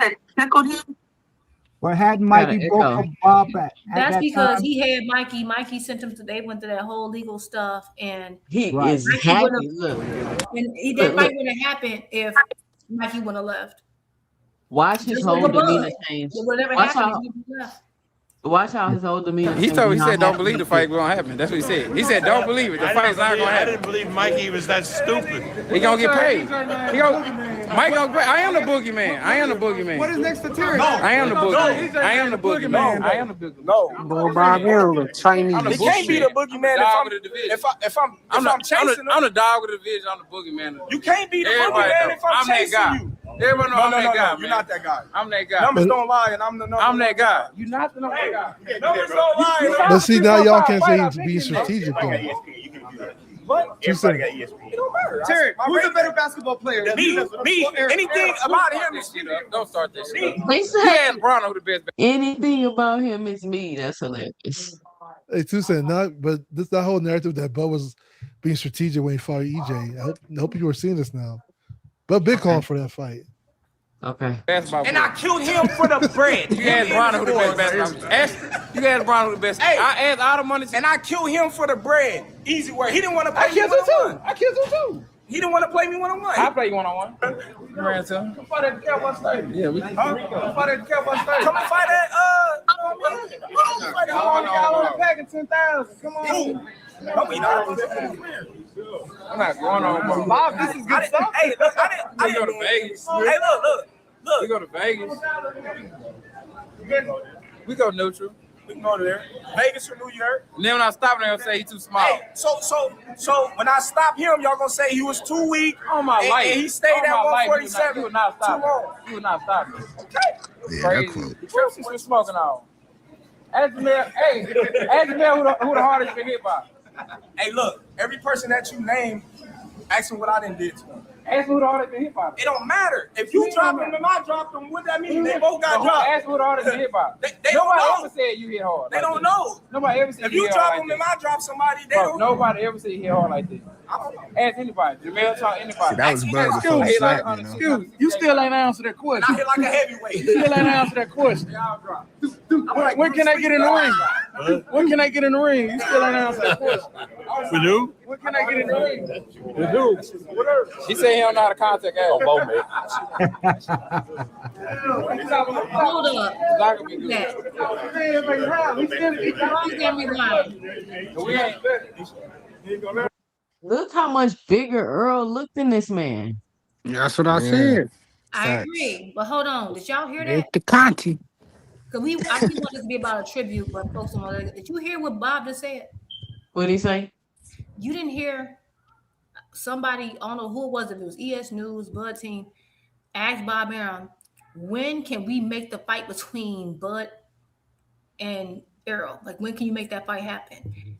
He laughed it off. He asked it again. Rewind it. He asked, I know y'all saying like, oh, well, see, it wasn't about, because we can talk about, you can call for the fight. The person who can make the fight is right there. Yep. Man asked fight, and he asked it earlier. He didn't say Earl. He was talking about himself. What? Come on now. Come on now. Relax. Oh my gosh. It should be a tribute. But at the end of the day, we're dissecting the video. They asked Bob, when can we get that fight made? And he laughed it off and like, yeah, whatever. Like he could have said, oh, I'll call Al, but he didn't do that, right? And then Spence said he doesn't want to call Al. He said Al don't exist. So when it comes to making that fight, and I get call outs is one thing, that don't mean nothing. Unless your people gonna call to make the fight. They asked, if you watch this whole video, they asked Bob Arum. And this is not Bud's fault, but it's the team he was with. That's not true. He wasn't talking about them. Let her finish, bro. Damn. Yeah, let her finish. You are so thirsty. You don't even know how to enjoy boxing. But you're saying the wrong thing. He wasn't talking But just about let her finish, bro. God damn. Damn, hacker. I'll take it after. Self-control. I know you want part of the boxing fun and you just hear it because you want to argue because you ain't got nothing else better to like to talk about. Relax and chill out. Relax and chill out. If you watch it, they asked Bob Arum throughout the whole video 5 different times when they can make that fight happen. He never ever said he would do it. He never said, oh, y'all call Al. Rewind just a little segment. That man kept asking him, so when can they make the fight? He asked him 3 times. Bob would not answer. That's a fact. That's not debate. Rewind that footage right there. 2CENTS, that was never, he was talking about himself. He said, when can I get that fight? And Bob Arum was like, who? Rewind it and see what he just said. All right. She wasn't even talking about EJ and Bud Crawford. Bro, stop. Okay. Man, go. Just rewind, can you rewind it a few seconds? Next. You gonna crush them too? Bowman. And then Bowman be talking shit. Is that Bowman? He looks smaller. Bro, you said you got oh man, he sound like check the check. God damn. God damn. Hey, 2CENTS, where you at this one? How much is that change fee? Hey, I bet my customer with him too. Yeah, I bet. I put money on my customer. Bet. Damn, he trying to set a fight up with Derrick James and Bo Max? Good. Golly. They were just having fun. Yeah, It was fun to see. And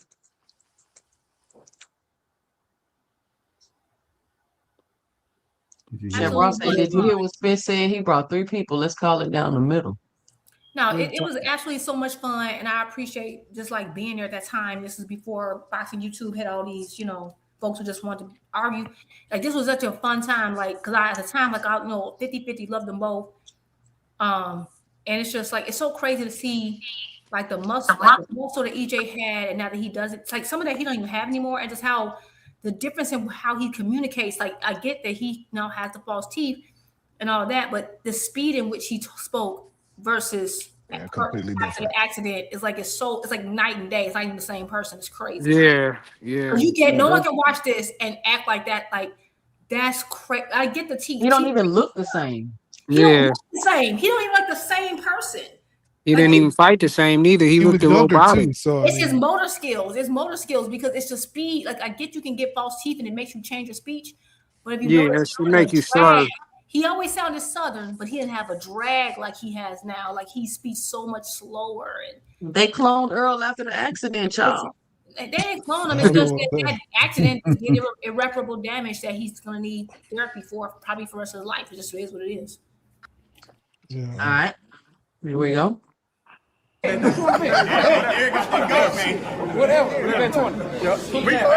We can do that. We want to do that. We can do that. We want to do that. All my life, my coach. 20,000. Let's go.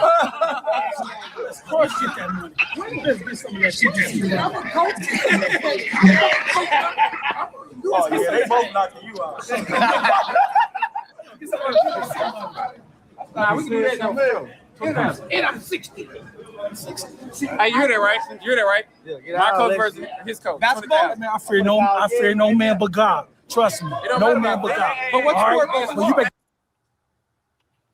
Mike ain't even had that same energy when Spence called him out. He was like, "Oh, there you go. You said I'm living check to check." Like, damn, Spence don't play no game. Yeah, that nigga still living check to check. Get that motherfucking camera on my face. Hey, y'all want to see another bet? I bet you 100,000 he faster than you. And what? Punch it. Woo. Let's do that right now. How you fast? I said I bet 100,000. How do we do this? How we judge it? However y'all want to judge it. I bet him faster. No. I'm saying I bet you 100,000. How do we bet? How do we bet this? I don't get it. How do we bet this? I would bet 20,000. My coach would beat your coach. I said 100,000. He faster than you. Fuck all that. Nah. We can bet 20,000. You gonna renege on that? Yeah, I'm a coach. Say it.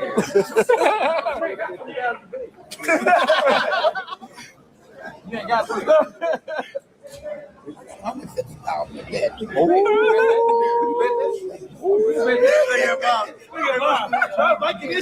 I'm just happy, man.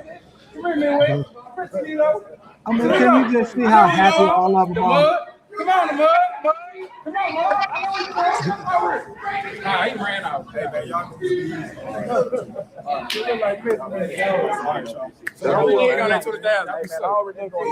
Right, bro. Hey, just know. Hey, look. Hey, you gonna answer that question? Hey, Bob. You gonna answer that question? Hey, Bob. Ask him again. He wants to fight someone, Bob. Hold up. I'm gonna call my promoter. Hey, call my number. I call my nigga. If I pulled up on him, I pulled up on you, EJ. I'm gonna call. What we talking about? I knew he was gonna be here. And you knew I was gonna pull up. That's why I came. Did you know I was gonna pull up? Oh God, I knew he was gonna be here. Did you know I was gonna pull up? Where you at? Did you know I got a text message from 3 o'clock? And you got a FaceTime for me and you didn't answer. I don't know your number. Save it. I don't know your number. Save it. That was so cute. I need to talk to EJ promoter. Oh, this EJ? Having a good old time. I'm my own promoter. We do the man down promotion, man. EJ, I gotta ask you a question though. How much is the chain? That's light work. Elliot says like he's a stalker, You man. gotta stop filming though. Okay. A lot of people have been asking me where to buy ES News shirts. Brett Hart. Ain't nobody gonna ask you about no church. Man, that's a classic. Who wears that shirt? It's crazy. That's another classic, y'all. Another DJ classic. That Shout out nigga to killed me. Brother He said, Spence Yeah, Jr. why go so "No number." He's like, you definitely lit. Yeah.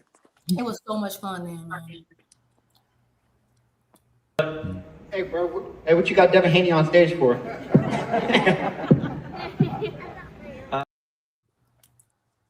Rolly is petty boots. He is Rolly. hilarious. And did I miss it? I came in later, 2CENTS. Did you have the clip when EJ was talking earlier that night about Regis Progrerius? Did you play that clip? No, I haven't played that one. You could drop some links in the back that you want me to play. Man, that was so funny. I'm like, I don't know if he was lit. He kept saying Regis Progrerius. I don't know how he was pronouncing Regis last night. I want to find this other clip. I gotta find it. He was going off on the podium because they kept asking him about Terrence Crawford. Yeah, that's the one. time, and he was like, Regis, because they was talking about the dude that what's his name, whoever the fighter that Bud beat, but like Regis stopped him faster. And that's why he started saying Regis Progress. I don't know, that was funny. It's just so crazy how different he spoke then, like pre-accident versus post-accident. It's like night and day. But yeah, that's what I'm talking about. Yeah, his energy is like completely different. I mean, he don't have. It's like it's like an extra effort to talk. Like it's almost taxing for him to talk. Seems like. Yeah, that's the way it happens, man. I mean, he was in a bad car accident. Al Heyman set them boys up for life, man. That's what I said. We wasn't even appointing him to come back to boxing. He had to do that. Was personal. Yeah, I think he did it for himself, you know. And on top of that, I think my man said EJ said Mikey, then Keith and Sean Porter. Why didn't you hear Bob saying he not making the fight? They keep asking Bob about the fight. He don't want to make the fight. That's not what happened. About what EJ said. He said that didn't happen. He was. The Okay, guy I was don't talking care. about himself. I don't care. They want to. Why are we doing this? They want to relitigate stuff that is factually known at the time. Right. How can he make the fight if EJ say he's not fighting him next? What are you guys talking about? EJ at that time. Why are we trying to twist it like to make it seem like they didn't want to fight? That's crazy. You got it. It's not crazy because EJ didn't have a fight signed at the time. He did not. EJ say he's fighting three people prior. We just heard him. You want to argue? You want to pretend like EJ didn't say this? I don't know why. And nobody was saying Bud was ducking, bro. The person you're referring to wasn't even talking about the EJ fight. Because Bob Arum said, "What fight are you talking about?" Listen to what I'm saying. At the time of that discussion, right then and there, 2 seconds. You just rewind the tape. EJ. The tape is right there. He about to ruin. He gonna ruin your whole show. Can you just rewind it? Let's hold on. He can't not doing that. He's miserable. He's going to doesn't want to lie because she knows you're not right. That's why niggas don't be like your ass. All right, 2 cents rewind the tape. That's 2 cents rewind the tape. EJ at that time when they were talking did not have a fight signed. EJ says fight three people before he fights Bud Crawford. No, you desperate. You want to talk over me because you scared. EJ said he's not fighting Bud Crawford. I get it. You're scared. Boxing Hacker. Hold on, time out. Let me say this. Boxing Hacker, if you keep doing that, speaking over her, I'm going to put you in the back, okay? But 2 cents, I was talking before her. So she's speaking over me, technically speaking. Bro, so you keep trying to argue over stupid shit, though. I'm man. just saying, like I have good memory. I was all right, man. 2 cents, I'm out, man. Like this shit just fuck up the panel, bro. I was talking first. Chill out, bro. It don't matter. It don't matter. He's always been. But you said you put me in the back because she's jumping over me. He's scared to say something. It don't matter. The point is that I'm trying to respond. He kept saying, "Oh, it don't matter." Right, but I'm talking first. At the time, okay. Know what? Just give him 2 minutes to get his stuff off, then I'll respond. Okay, so the point that you're making is nullified because in that tape, he wasn't talking about Errol Spence and Crawford. He was talking about a different fight. And Bob Arum even said, which fight are you referring to? If 2 cents was to rewind the tape, you'll hear Bob Arum saying this. He wasn't even talking about those two fights. Errol Spence said he's going to fight clear up his side of the street first. He said that. Right, he said, why would I make that fight? Why would y'all make your fight when I could knock out Sean Porter first? He said that. Why? I don't know why you're here trying to pretend like this didn't happen or doing revisionist history or whatever. But all this just happened. And if 2 cents will rewind the tape, we can clarify it right there. Okay, well we're not talking about that, so it don't even matter. Can I respond really quickly and I'm gonna let it go because I'm not even responding to him. I'm about to drown out Boxing Hacker because I just think he's ignorant. He don't add anything to the conversation. Yeah, like I'm responding to what I'm just said. At the time when they were talking and they kept asking Bob Arum, he said who? He said them. He 5 times. If you watch the entire video, there are at least 5 times. And I remember at the time they counted. There's a video out there. It's from someone y'all don't like probably. I don't know. And I can go get that footage. If we want to do a whole video about that, we can because I'll get the receipts and destroy everybody if you really want to play. So right there, they asked Bob Arum about when they can get them 2 in the ring. He said them 2 in the ring. And Bob Arum, they asked him 5 times, 3 times in a row right then and there, but they asked him 2 other times before that. When can they get them in the ring? One time he said, we all boxing brothers. Another time he said something else. He would not respond. At the time of that video, Earl was not signed to fight anybody. And yes, Earl, like, I'm just going to fight my side because why? Because when Earl was the mandatory for Timothy Bradley, Top Rank made it known that they not going across the street. That whole cross the street narrative was Top Rank. It started at Top Rank. They were known for not fighting PBC. They had sued Al Heyman. They tried to shut PBC out. That's what happened beforehand. Earl had to go around because, again, Top Rank had came out and refused to make fights with PBC. So, of course, Earl's going to say, well, I'm going to fight the guys on my side because it was Timothy Bradley who's on video, and I can find that video too of him saying, we don't fight those guys. They're across the street. We don't fight those guys. The first person who ever mentioned across the street was Timothy Bradley, who was signed to Top Rank at the time. So that's why I was going to fight my guys. So, no, it's not he didn't say that. He was talking about Earl. I mean, at the end of the day, they're trying to rewrite it. Bob wasn't making that fight. Same way he said he's not making fights for Tank Davis. Same way Mikey Garcia never got a fight with any PBC member until he left Top Rank. Same thing that Bud did. He didn't make any of those fights until they left. That's a fact. That's not a debate, in a discussion. We can move if on. you were right, Juba, all right. Juba, if you were right, Boxing Hacker, I'm gonna have to mute you. Boxing Hacker, we moving on, bro. Bottom line, Bud sued Top Rank because they didn't make the big fights. He had a lawsuit about that. I don't know why we want to keep arguing about this. Anyway, back to the tribute.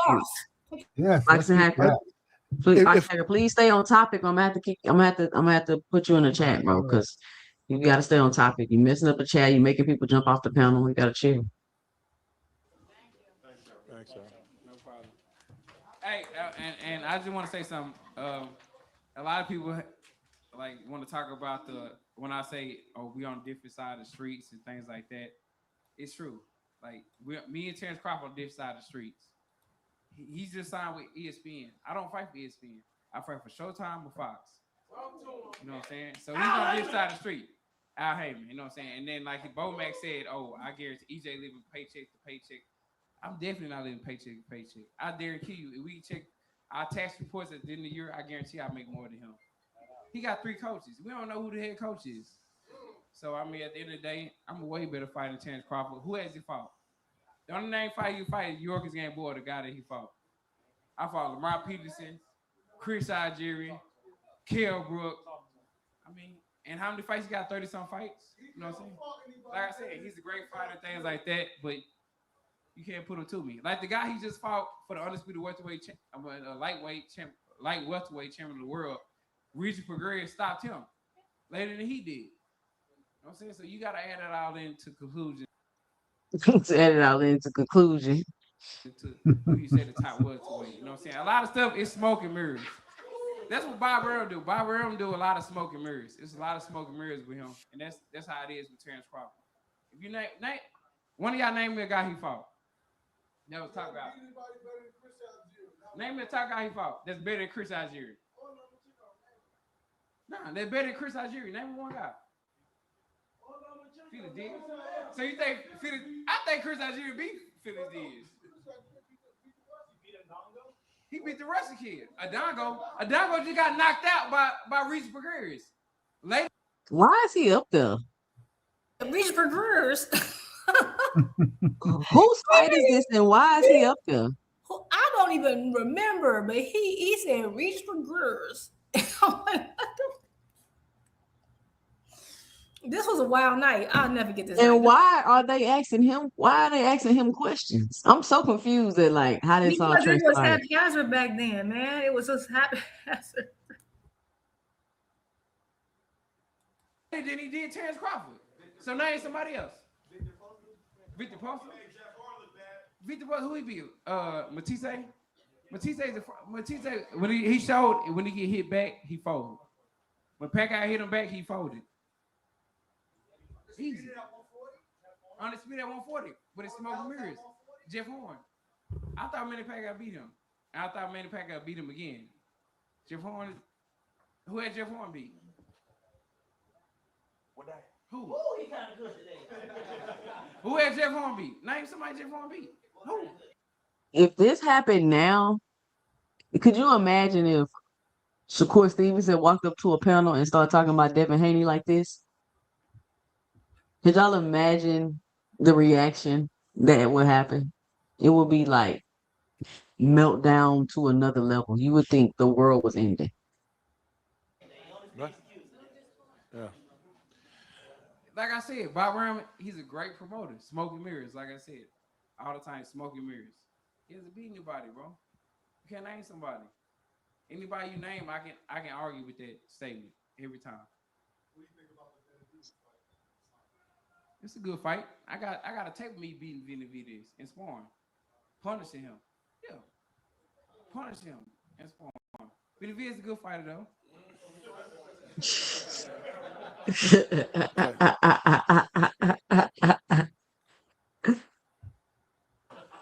Regardless of the street, wouldn't you love? Regardless of the street, wouldn't you love to fight Terrence Crawford? Wouldn't that be a spectacular like, fight? Just fantasy, wouldn't it be great? Like, it's a big money fight because a lot of people, drinking the Kool-Aid. Look, there's a lot of streets in boxing right now. There's a lot of streets. But that being said, if the fight gets big enough somewhere down the road, and we're talking about a lot of commas in the numbers, then somewhere down the road they'll find a way to make the fight. But at the end of the day, I feel like me and Keith Thurman is the fight to make. Like a lot of people bring up Terrence Crawford, Keith Thurman been inactive. But when Keith Thurman come back and when he have a great fight, and he, he shows that, what he's been showing in the fights with Danny Garcia and Sean Porter, everybody gonna be talking about Errol Spence versus Keith Thurman. You know what I'm saying? A lot of these fans and stuff, a lot of these fans and these reporters, they live in the moment. You know what I'm saying? They talking about, Errol Spence, Terrence Crawford, this and that. But they were just talking about Errol Spence and Keith Thurman. So once he come back and he has a great fight, they're like, what about Errol Spence and Keith Thurman? So there are a lot of great fights that could be made easier right now because they're within the sphere that we're operating in. And Keith Thurman, if he didn't injure his hand again, would have been back in the ring already this fall. Unfortunately, he's had a real rough turn of luck and he injured his hand again. But got to remember, Keith Thurman beat both of those guys that were in the ring tonight. Definitely. And like I said, Facts. Terrence Crawford on the wrong side of the street. It's me. It's Danny Garcia. We got Sean Porter. We got Keith Thurman. We got Ugas. We got a lot of fighters over here. Who he has? If he was an A-level fighter, Bob Ray would have been gave him the fight with Manny Pacquiao, but he gave it to Jeff Horn. Ooh. Why is that?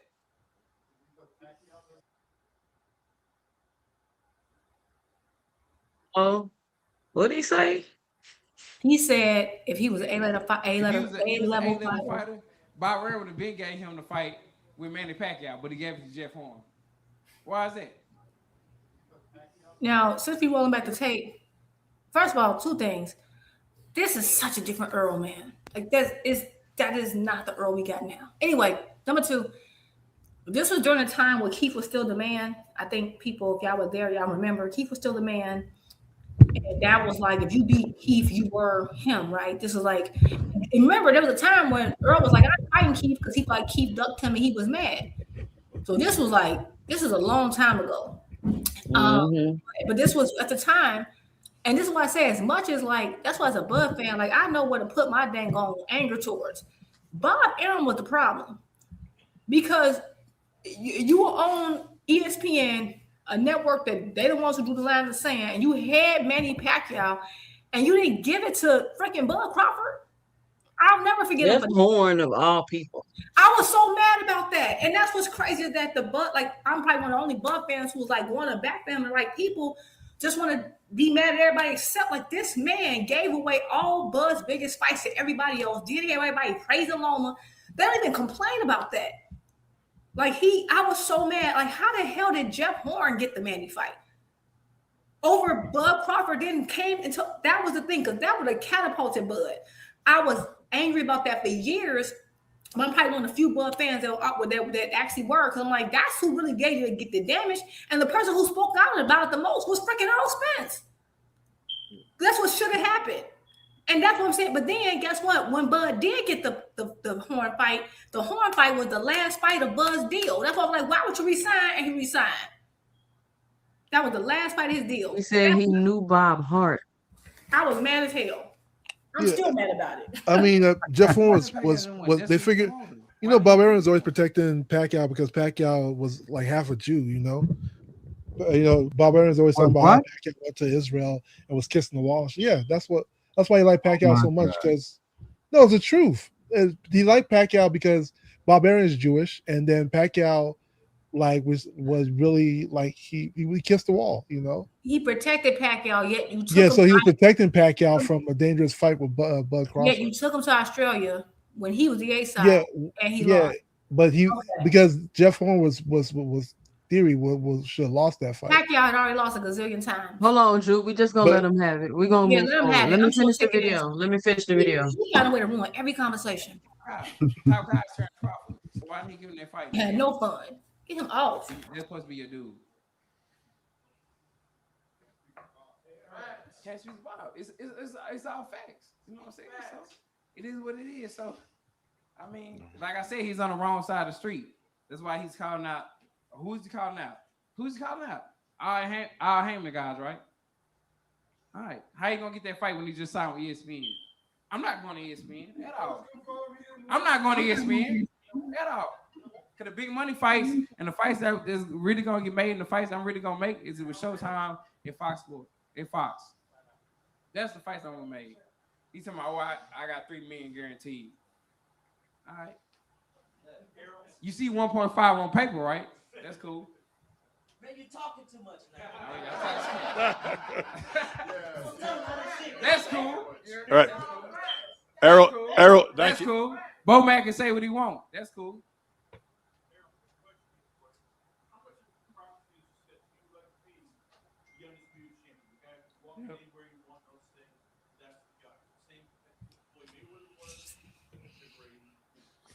I'm A-side. Like I said, Terry Crawford got to come across the street. He got to leave ESPN and come to Showtime with Fox.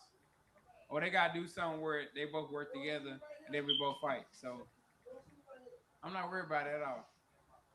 And you know what I'm saying? And like I said, I'm not going to be scared of Terrence Crawford. Terrence Crawford, great fighter. I like the look. I like the way Terrence Crawford fight. Terrence Crawford fight. I respect him a lot. But like I said, he's on the wrong side of the street. And this side of the street because it's politics in boxing. It's politics in boxing. That's the truth of it. It's politics in boxing. Everybody can say, oh, it's not politics and this, that. It shouldn't be politics. It is what it is. It's politics in boxing. I never fought on ESPN. I'm not going to fight on ESPN probably. No disrespect to ESPN. I'm not. I'm with Showtime and Fox. So, different side of the streets. He can say he own the block, whatever. You don't own the block. You're not going to fight on Showtime. You're not going to fight on Fox. If he is, come over. I mean, he ain't lying. I don't know what y'all not understanding. He broke it down. Y'all been arguing about this shit for years. He broke it down right here.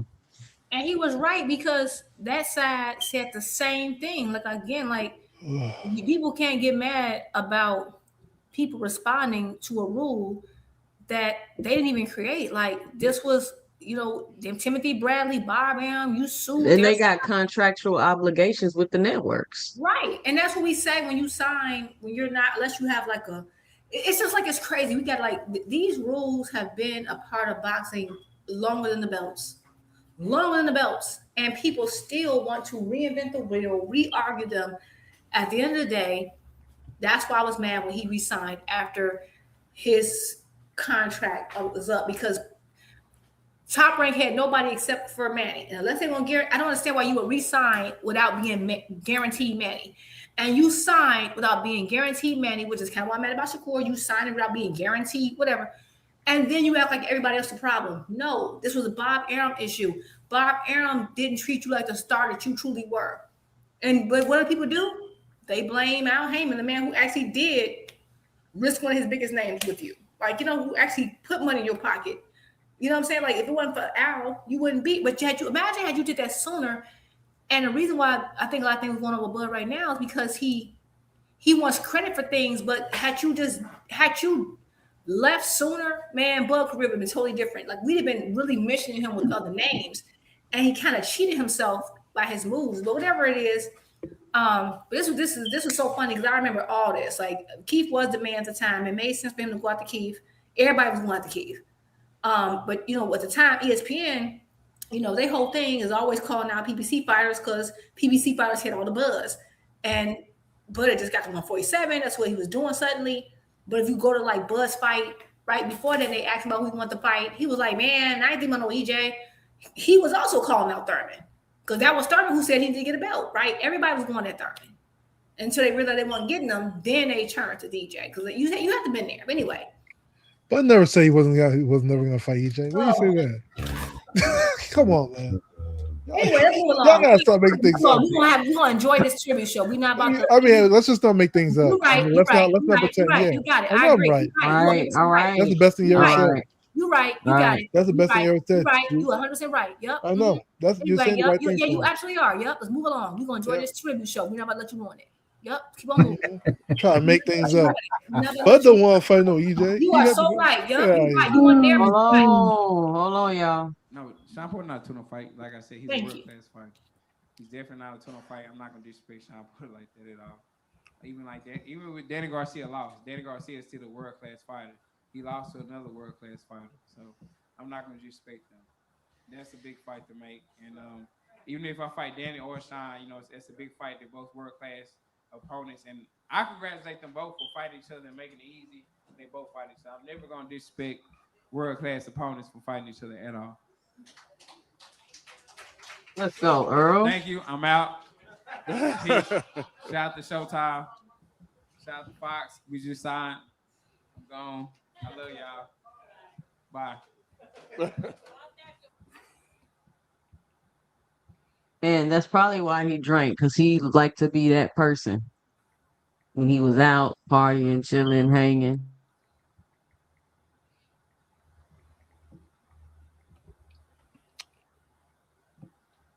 Y'all go ahead. I got to get another video queued up. I mean, shouts out to him. You know, I just don't like people making up things, but yeah, shouts out to EJ. You know, but as far as the Crawford, Mac played a huge part. Thank you. Yeah, let's move on. Appreciate it. Right on time. God's divine order. I know. I don't talk about you making up things. I love it. Here we go, y'all. Here we go, y'all. Another classic. This is Sean. Sean Porter dressed like a leprechaun. Please give a round of applause to Showtime Sean Porter for what he gave us tonight against Errol Spence Jr. Oh, Lord. Mr. Greg, we need the fashion rundown. No. This is the new segment. Mr. Greg, we got a new segment. We got the fashion rundown with Mr. Greg. Mr. Greg, let's get the fashion rundown on this too. It looked like my grandma's couch looked like he just ripped off her seat cushions and made a suit. But what you got? They would call it a fashion faux pas. So you don't like the green? No. With the 1980s couch fabric? This is a Vegas look. If he was on stage performing in another kind of venue, like if he was doing magic tricks or this is the kind of suit that is. That's how it looks on film, at least. And I don't, like I said, I don't want to disparage him, but that's what it looks like.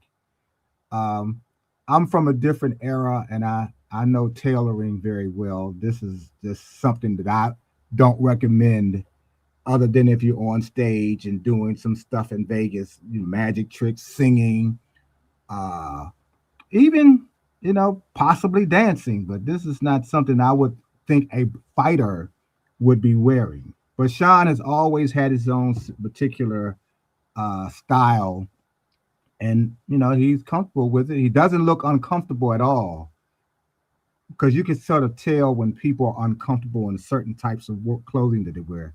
But Sean seems to be very comfortable in it, and nobody's telling him anything different. So it is what it is. But I call it a fashion faux pas for him. That's my. Well, what you think about Kenny's suit? Where's Kenny at? Are you talking about right next to him? Yeah. Oh, that's a typical, because he's a judge now, or he's a commissioner or something, right? Right now, I didn't know that. Because that's Kenny Porter. That's Sean Daddy. Oh, it is? Mm-hmm. Oh, I couldn't tell. But it still looks like something you would think your father would wear, though. I think that's appropriate for him. Okay. It has the authority figure kind of look to it. It was a dark suit. It's very it looked like it's tailored very well, and he's not trying to outshine his son. I think that's appropriate for what he has on.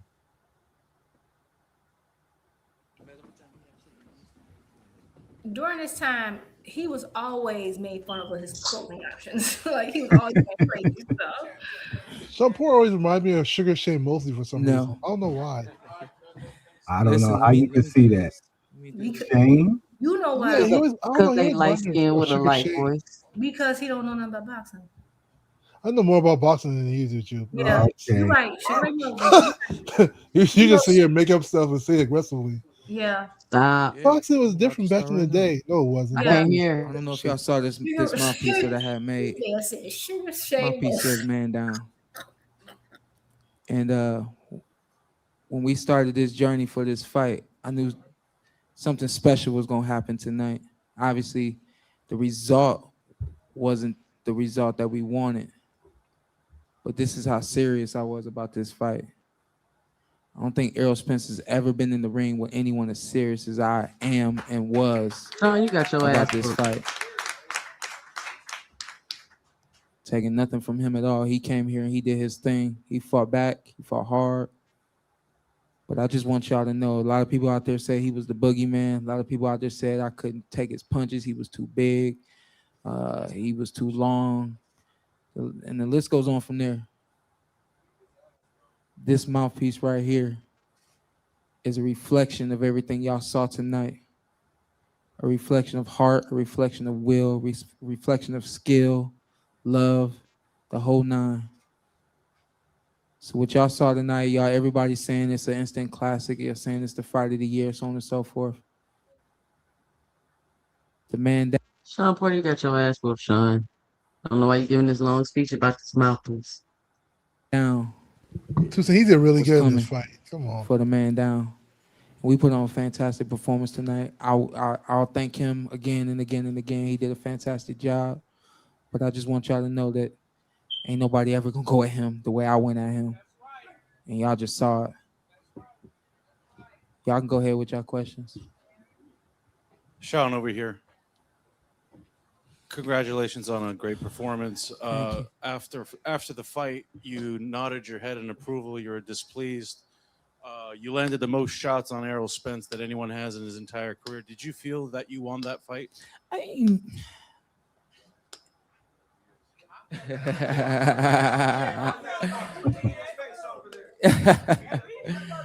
Listen, I'm gonna be myself, and myself says, you know, when I don't win, I can't hang my head. When I don't win, I can't make excuses.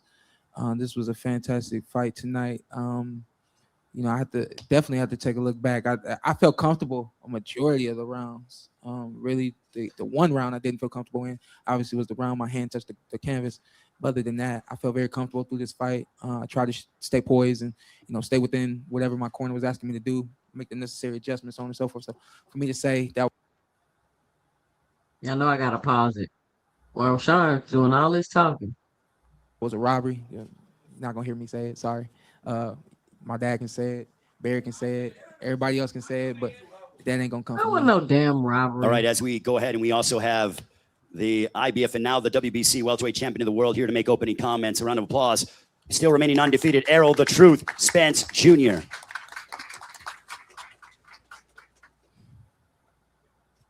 I have a question, one for Errol, one for Sean. Errol, how tough was that fight physically? Was that the toughest fight you've ever had? And then I guess Kenny and Sean, for you, do you think you'll ever get the rematch? It was definitely a tough fight. I knew that coming in. Like I said, he's a tough, rugged fighter. He always comes in shape. He always comes ready to fight. And that's what I was looking for. Sean, Kenny? You know what? I'm gonna let my dad answer that. I'm fighting who they tell me to fight. We want all the rematches. Errol's a great fighter, and you know, these guys need each other to be great. He moves on to the next one, and I expect him fully to be successful as he moves on to the next guy he fights. But all these guys need to fight each other. Y'all think he would have rematched Sean if it wasn't for the accident?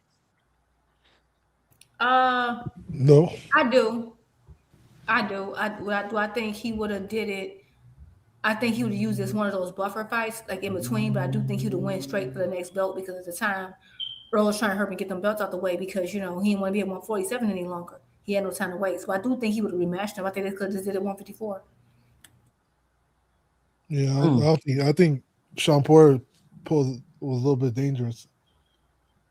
I don't think he had incentives to rematch him. It was a close fight. You know, he had a title, so like I probably wouldn't do it. You know, didn't make sense. You didn't put yourself at risk. You know. What was the numbers on the fight? Earl is not a risk adverse fighter. Right.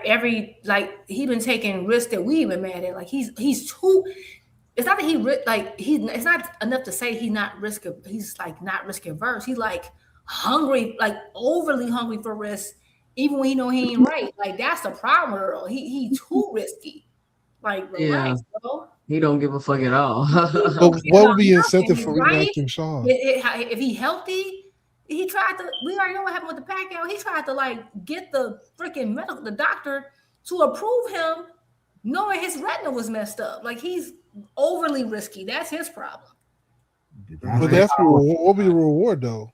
That's the power of belief. That's what I was Sean saying. Porter's not a big seller either. There was no reward what he just did just now. There was no reward to go over there and beat Tim Tszyu. He still did it. That was not. Well, he was coming off a 3-year layoff. It That's was not different. smart to go over there 3 months layoff. Mike Tanker, what we're telling you is he's like he tries to act, and when you start responding, he just start cutting. Yeah, but there's no incentive to fight Sean. Sean doesn't that's sell not his the conversation. Come on, hold on, because what's happening is you keep creating these side quest conversations. We're not doing that. Because he don't want to. I would just respond to what you're saying. Another He wants to argue. He don't care about Oh my boxing. gosh, can you relax? I'll relax? respond to what you said. Hold on, y'all. The video You respond, I on. respond. I'm gonna have to mute both of y'all. I'm gonna have to mute both of y'all. Hell of a job, and then they move on to the next one.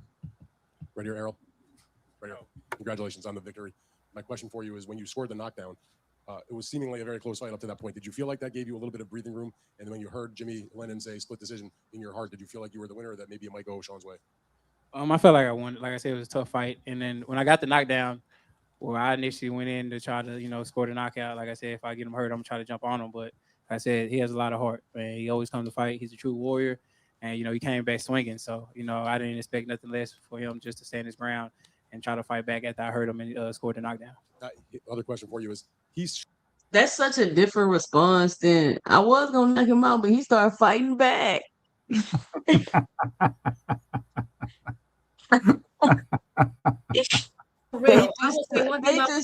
They just so different. Like these fighters are so different, and it's like they are right. When we mention these things, and people act like you're tripping, but it's like Errol Spence would never say no shit. Man, I would have knocked him out, but he started fighting back. Like he would have never said no shit like that. Not even in that way. I mean, not in that way, but he did say that though. That's what I'm saying. He's like, man, shit. Like, hey, he got hurt. I was trying to jump on him, but he kept coming. He kept fighting. He's a good fighter. But not. I would have knocked him out, but he started fighting back. It's the same thing, though. Different, yeah. It's really the same thing. Like he tried to knock. Like he got the thing is what Porter has, and we gotta give Porter his credit. I every time I see that Earl and Porter fight on, I always rewatch it. It was an awesome fight. Oh my God, it's a classic. I love it because Porter ain't he's giving everybody hell. Everybody has had a difficult spot with him, and that's what I love about him. Like he ain't have to win every fight. He gave us, just like Earl, he gave us nothing but good fights. And so I think Earl think he got him hurt a little bit, he got up. But the good thing about Porter, if you ever seen Porter being knocked down before, Porter always he has really great recovery time.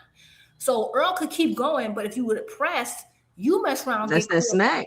You mess around, get clipped by Porter because Porter comes on strong. Like Porter fights better when he gets knocked down. I don't know what it is on average, or he gets I don't know, he'll get clipped and get down, but you never see him super wobbly leg. You notice that? Even with Bud, he never gets super wobbly leg. So Porter, you got to be on point at all times. Did you rewatch that Bud Porter fight, Juke? That's right. We talked about that. I did a while back. But by that time, I forgot what you told me to look out for. You were saying that it was some part in the fight that you felt like Bud was hurt, or you felt like Porter just gave up. Like, what was it that you? No, I felt like they was pulling punches. Go back and watch it. That Porter was pulling punches. Both of them. Well, they were friends at the time, child. So, I mean, I'll go back and watch, because I didn't think that about the AJ fight. And then I went back. I'm like, yeah, dude did stop throwing punches. So, Did you see that? Like, it looked like they was like, don't you throw another motherfucking punch. he he didn't throw another punch. I was like, I can't defend that now. I don't know. So I'm sitting there watching the fight. I'm like, really? He not going to throw no punches? It was He crazy. just knocked him down several times in the first round. And then you're going to come out and don't throw no punches? And then you're just going to, like, stand in the corner and get knocked out? Anyway, let's finish the... Sean seemed like his game plan was just to try to make that fight for a 12 round in your chest and not allow you to use your length and your size advantage. Is that what you felt like was happening? And were you trying to use your length and your jab and just got sucked into that kind of battle? Or explain how that played out in your mind. Nah, I'm a naturally aggressive fighter. I think, the Mikey Garcia fight I showed, I can box and things like that. But usually my fights, I'm moving forward and I'm stepping forward. And, Sean's, he's awkward like that. He's a guy that's awkward. Like I said, he tried to make you uncomfortable in the ring. So a lot of times I feel like I'm a good inside fighter. So, the fight happened inside, and I feel like I did very well fighting inside. Errol, back here in the right, to your right. My question for you is, half of your shots, more than half of your shots were body shots. Did you feel like your body attack was wearing Sean down and had an impact on him as the fight went on? I feel like it had an impact, but like I said, Sean always come in shape. So I think his second win kicked in a little bit later. But I definitely think it had an impact, and that's just my whole game anyway. I've always been a body puncher. Most of my stoppages were to the body, so that's just been my whole game plan. Even as an amateur, I was scoring body shot, knockdown. So that's what I've always been doing. And then, Sean, for you, when you saw, if you would have known going into this fight that you were able to be in his chest the way you were, would you have felt like that would have been a win for you if you would have known for 12 rounds you were on top of him as much as you were? No, I think we came in with a good game plan. My dad actually wanted me to start out boxing from the outside. I think that was working. And then he said take advantage when when he's close to the rope.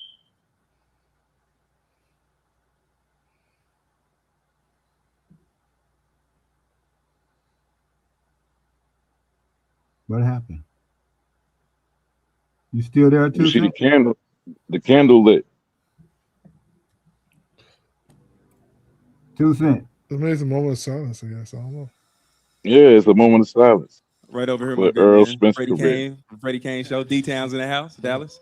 Now, of course, a lot of people probably don't understand this, but I want to talk about the game changer when that Big Tuck came on. Southside the realest. You start hitting that thing. All my Dallas people in, you start hitting that thing. What kind of momentum did they give? Did the home crowd and that song give you right then? Because it seemed like you turned up. That's a song that resonate in Dallas. That's probably one of the most popular songs coming out of Dallas. So, when that song come on, I grew up on that since a little kid. So I feel like that's really a Dallas anthem. And my second one is when of course Sean was fighting very hard.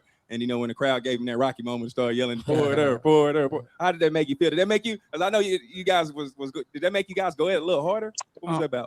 I really didn't listen to it. When you're in the ring, you gotta be locked in. So you can't at this level you can't listen to the crowd and things like that because the fight like this we got two champions. It's a lot of swings and momentum changes. So I try to tune out the crowd. I was like, shh, it's more Errol Spence fans in here. They gonna get loud. Quiet down. Errol, speaking of dancing, you came out in the 10th round with a little bit of a pep in your step. What was that all about? Oh, that was the Southside the realest came on. And were you hurt by any point with Porter's power? Not necessarily hurt, but I did feel his power. What do you think was the toughest thing he presented to you tonight in this fight? He throw punches from different angles. He's real awkward, and I already know he's gonna be tough, but he's a lot tougher than I thought.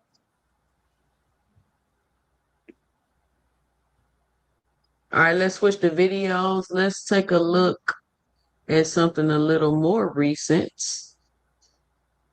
Let's see if you all remember this one. Wow, you didn't even let it get to the point where they got to arguing. Let me go back. You remember? Snack has played a huge part in my training camp. I'm pretty sure I'm the one that sold.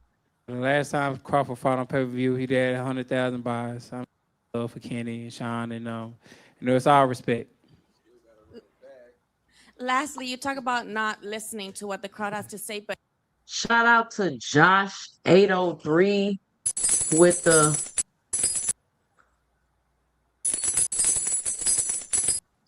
$1.99 in the super chat. He said, shout out Earl. Shout out Josh 803. I'm pretty sure after this performance, the competitive fight that Sean gave you, a lot of Crawford stands are going to have a field day and they're going to try to pressure you more into maybe negotiating that fight. How do you think you're going to respond to that? Don't matter. Last time Crawford fought on pay-per-view, he did 100,000 buys. I'm not worried about Crawford right now. They don't really promote him like they should be. So it is what it is. We worry about Crawford when we get there. But like I said, Crawford need me more than I need him. I'm pretty sure I'm the one that sold this pay-per-view. I'm pretty sure I'm the one that sold this pay-per-view. I doubt it, because when I came out, everybody was cheering my name. Yeah, you even said that just a while ago. You that said I had more Spence fans here. That was the people here. We talking about What you pay-per-view. said? You didn't promote nothing. I was promoting at the Cowboy Stadium and things like that. You weren't doing You nothing. went to the Cowboy Cleveland Browns didn't invite you your out to car. do nothing. Cleveland Browns didn't invite you out to do nothing. You claim got in in your Vegas. And car. you from Cleveland. You Hey, let claim me in say Vegas. this. You from Cleveland. Let me say Come on, this. man. Let me hold on. You a let me man say with this. no land. You Let a me say man with this. no Hold land. on, let me say this. Let me say this. You got in your car and you drove to the Cowboy Stadium. It doesn't matter. I was Hold promoting. up. Let me say this though. I flew from DC to New I was York. promoting. I did Sway. I did the Browns versus the Jets. Okay. I came out here. Look, listen. At 1 o'clock in the afternoon, I'm texting everybody. Andre Iguodala. I promote. Omar I made this Gooden, card who's big. right over there with me right So now. what card you? Omar Gooden. What card did you do? Hold on. Martin Lawrence was in the stands. What's Bobby Brown was in the stands. not for you? For me. Bobby Brown came to my back Stand for room. you. So when you fight after this, what is it? Where you gonna fight after this? My point is, where you gonna fight after this? You're not the You're pay-per-view. not even gonna be on pay-per-view. My after point this. is, you're not gonna be at you're not pay-per-view the after this. pay-per-view I bet star my you next think fight you be is. pay-per-view. I bet my next fight be pay-per-view. It's supposed to be. That's the next step. Then. Okay then. The only reason you're on pay-per-view because you fight me. So man, sit down somewhere. Sit down somewhere. Sit down somewhere. You will not be fighting on pay-per-view one for me. You can't even set out an arena. What arena can you set out by yourself? What arena can you set out by yourself? I just told you, baby. I just told. What arena can you set out by yourself? Who can you text to tell them to come to the Matter fight? of fact, I ain't even talk to you no more. I Who just can took you your belt. text to I ain't tell even you talk to you tell no to more. come I to just the took your fight? belt. Unified champion. Like I Nobody. said. Unified You champion. don't got like the I juice. said. You crazy. You just got some orange juice right there. That's it. That's about it. You need to Just take got out. some You need to orange take out juice. that green jacket because I just took your belt. It's fly, baby. It's I fly. just took your belt. Matter of fact, Hey, bring it over here. hey, you took the belt, but I'm still me, Matter of fact, baby. bring it over here. You took the belt, but I'm still me. And then you lost. And then I'm gonna go ahead and thank beat you, up Danny everybody. Garcia. Thank Then I'm you. gonna get Thank Keith you. Thurman. And then I'm gonna get your boy. Thank you. Thanks, everybody. Thank you. Damn, why she cut them off like that? Why she BBC. acting like a kid? I'll never forget that because this was at the end of the press conference, and I was like, this was like one of the few post-fight press conferences where they put. That's what PBC this was like gold era. They would put them. They didn't. Now they don't do that where they put the two fighters together. Do you like? Right? They were going in on each other, and I guess PBC was like, we gotta wrap this up, man. Like this was happening. This was like 1:30 in the morning. By the way, Man. this was like 1:30 in the morning. They was going at it. They like, we gotta get out this hotel. Like our reservation is over. We gotta go. It was getting good though.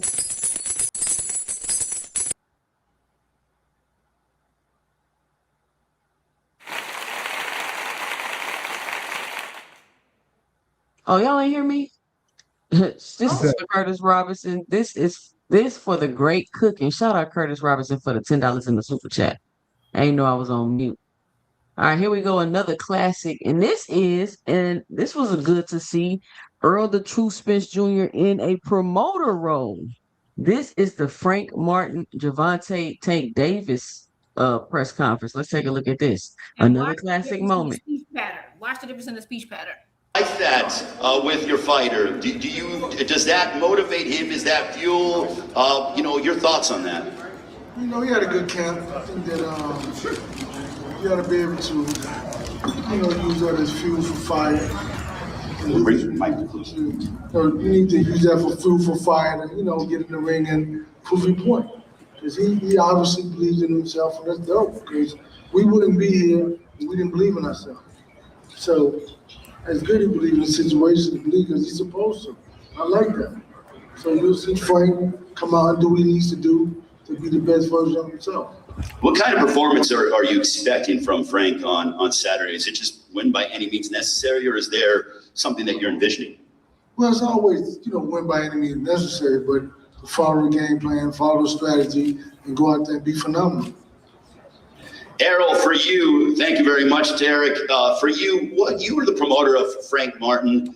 You've been involved in some blockbuster championship events on pay-per-view, but what have you been telling Frank in regards to preparing for this moment, fighting here in Las Vegas, being the main event?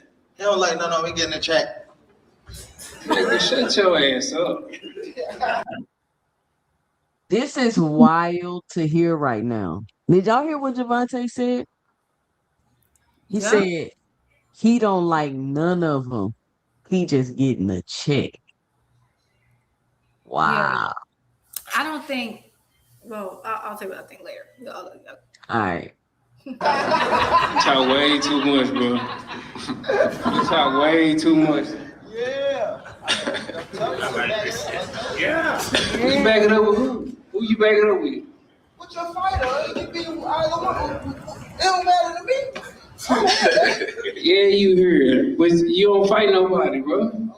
Okay. You don't fight nobody. You here for a check, brother. You fight for? For a check. You here for a check. You here for a check. God, you here for a check. You got me fucked up. So you here for a check. Errol, what have you been telling Frank in preparation for this fight week? Just stay focused, stay hungry, stay dedicated. And it's all about the grind. That's what he's been doing. That's how he get to this point. Because he's been focused, he's been hungry, and he listened to his game plan. He's been in the gym working, staying focused, listen to the game plan, going over his instructions. And I believe that he's gonna come. How you know that? How you know that? How you know that? How you know that? Because y'all don't be in the same place at the same time. I know all his sparring partners, nigga, and I talk to him. So what you mean? You know they ass that. Damn. Tank is See how irritated Derek looked? This is making so much sense now, y'all. He say, how you know? Because Frank was training with DJ and Earl. They probably wouldn't even fucking with each other like that. Like they probably didn't even want to be around each other type shit. That's nasty word. It's crazy. Tank was playing mind games right here. Like he is such a butthole for this one. But he was definitely playing mind games because like Yeah, he being a little a-hole for real. no, he was. And he was trying to like get he was working on Frank. He was trying to get him to second guess his trainer. Say, he was being a butthole. He was. But he pissing Frank and Earl off for real. And you know it too. You already won his sparring partners on Instagram, like a little girl. You said what? You argue with one of his sparring partners on Instagram like a little I follow girl. him too. I follow him too. And that nigga is, I keep saying it, my bad. He is ass. He is ass. I know all his sparring partners. What you gotta say about that? Yeah, you know all of them. Cause you search and you look for everybody. You search and look for everybody. Calvin, for you. You know you scared. Calvin, if we can bring Calvin forward, grab the microphone. We're seeing that Javante is, You say what? certainly very vocal. And you mentioned when you were talking to Frank Martin, I want him to push the button. Has the button been pushed? Why is Earl trying to argue? Earl want to argue with Tank. Look at him. Look at him all behind the Tank. Earl, you're not about to fight. Why is you trying to argue with Tank? Tank know what buttons to push, and he was just. I ain't gonna lie. This is one of my favorite fight build-ups for Tank, but he was a menace. Like he was getting under everybody's skin, and EJ.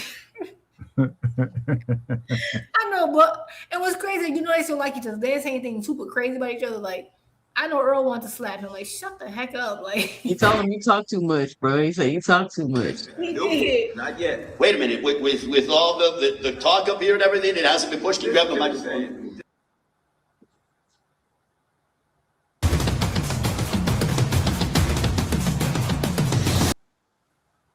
All right. Another classic from Errol Spence Jr. I got some tribute music. Hold on, y'all. Let me play it real quick.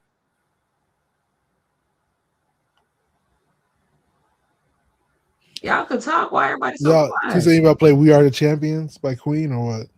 Nah, hell no. I get copyrighted. You can sing it.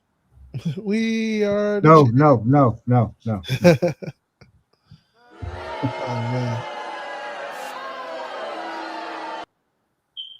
Thank you. Damn, by snagging the crowd hit you with the moves. Damn, that's nasty work. All right, let me see. What's the next Earl clip we got? Earl, the true Spence. What's your favorite Earl fight? What's your favorite Earl Spence fight, Mr. Greg? Lamont Peterson. A lot of people say that. That's a What good about? one. That He was was here. They were here when I saw that fight because I went to that particular fight because it was here. I like because I've always liked the Peterson brothers. I like their story. I know them, and I know that he gave everything he had in that fight. Yeah, he did. It's definitely a push. And people down here we always was gonna root for your hometown guy, but it just didn't go out. It didn't turn out that way. But that was to me, that was a very good fight.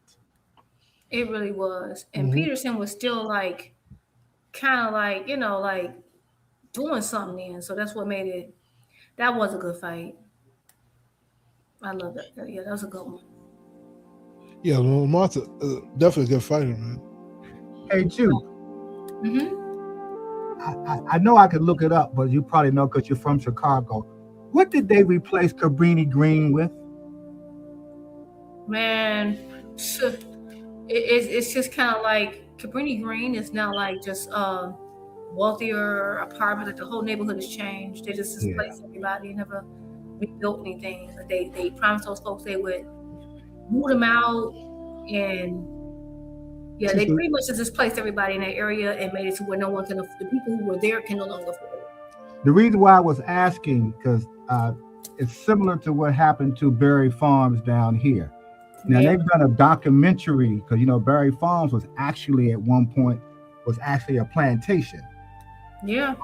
They did a whole a documentary about it, and I remember because I was about a teenager, maybe in my early 20s when Cabrini Green was known throughout the country about for what was happening there. But I always wondered because I know they tore it down. I always wondered, and I just never looked it up. Speaking of Berry Farms, they had fights last weekend. Were you there, Mr. Greg? At Berry Farms? Yeah. Berry Farms is gone, Hacker.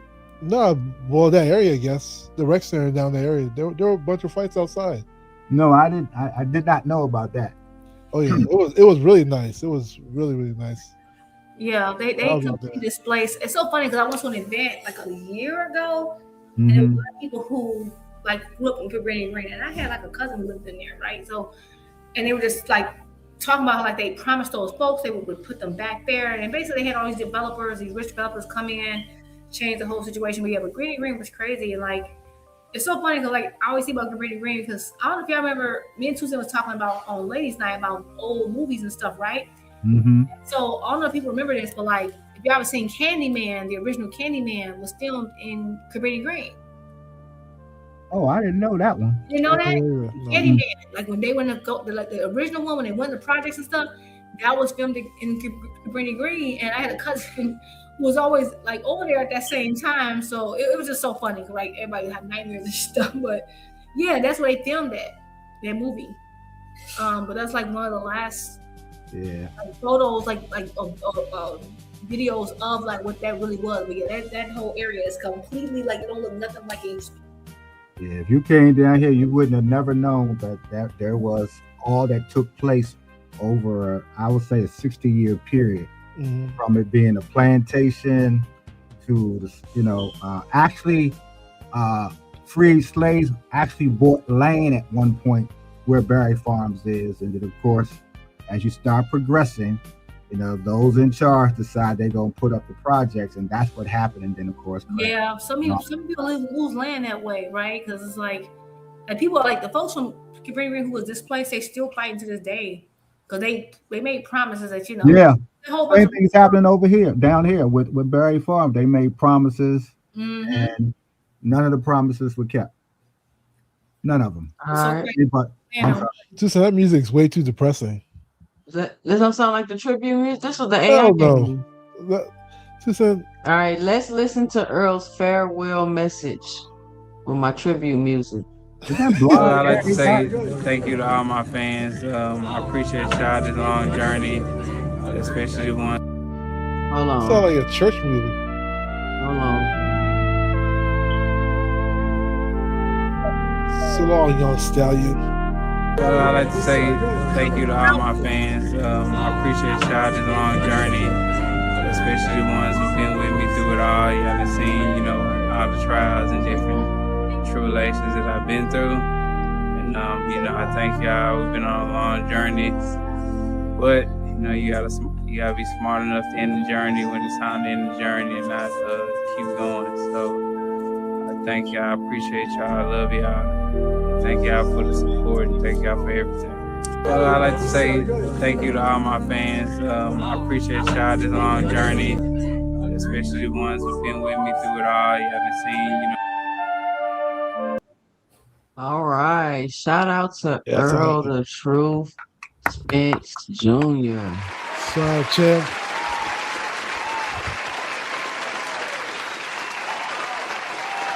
I mean, his generation is pretty much gone too. Like, EJ's gone, Bud's gone. Charlo's almost out the window. Absolutely. That was a End great. of it, nigga. That music is so funny because, like, I don't know what, or me and 2CENTS, I think you might remember the music you were playing remind me of like, so growing up, you know how like the generation before us always watch those cowboy movies. Yeah. And like or the samurai, the kung fu movies. That sounded to me like an old warrior family. Yeah. Like I get that. That's a generational thing there. Unless you like come from a specific culture and generation. So when you put the music choice, I say, oh my God, this sounds like the ending of the cowboy movie. Yeah. Then go on Right the off to the sunset. when the champion finally does his duty. So I know some folks might not get it, but like that's a very specific cultural thing that only certain folks gonna recognize. Yeah. I'm glad you got it, Juke. That is so funny. I got it. You have to be culturally inclined to get that. I got Right. Yeah. It's funny. It's the end of the movie. He done saved something, and now he's got to move on. Like that was very Tombstone, summarized. I don't know. We back in Chicago, we had Yeah, this that thing music called was too Sunrise depressing, man. Sundays, where it was like Sundays they always played the Golden Harvest films. It was kung fu movies. I don't know. They might be local, but they always had that type of music when the warrior like did their duty and would come home. That sound would always be the the intro. It would always be there. The one fight that never happened for EJ was the Keith Thurman fight. I wish he would have fought him instead of Tim Tszyu. That's the one thing I wish he would have done. Like, I don't know why he wanted to fight him. I feel like Keith Thurman made better sense. But That's like, perfect music. I get it. Like culturally, that was perfect music. I was gonna say what I was gonna say earlier, 2CENTS. The We Are the Champions Kanye West version. Remember? Like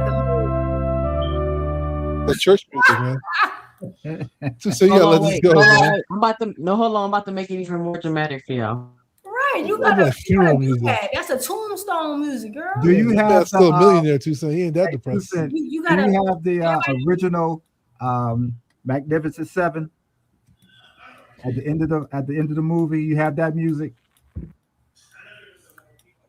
Did y'all watch kung fu movies coming up like back? Yeah, I watched Okay, it all. in Chicago we had something called Sunrise Sundays, and like I promise, almost every kung fu movie and a lot of the cowboy movies and stuff like the Lone Ranger. Remember Lone Ranger? My mom, Yep. and my grandma was watching Lone Ranger.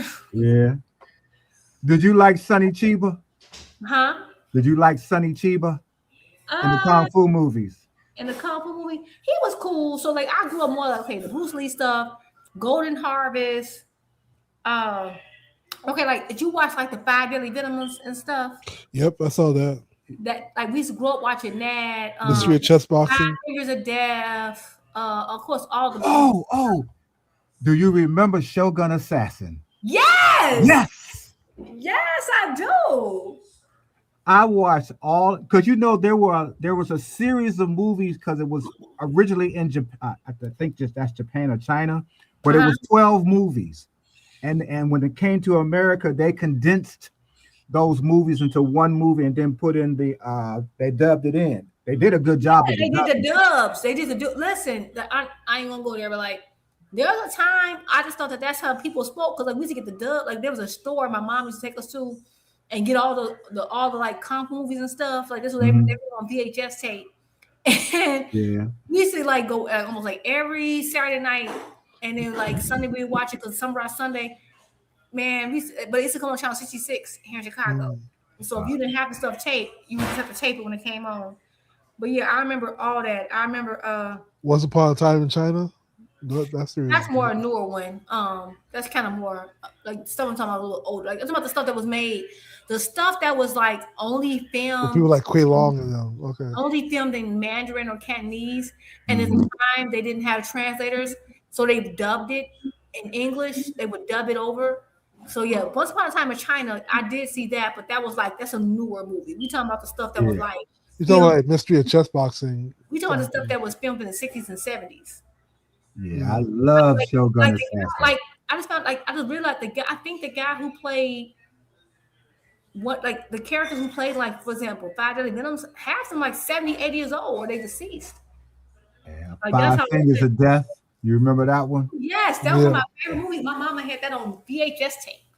I'll never get 5 Fingers of Death. I grew up watching this combat. The whole my mom was into that type of stuff. So back then, you believe that shit actually working shit. Like the way they be fighting. Yeah, it was some good stuff back then.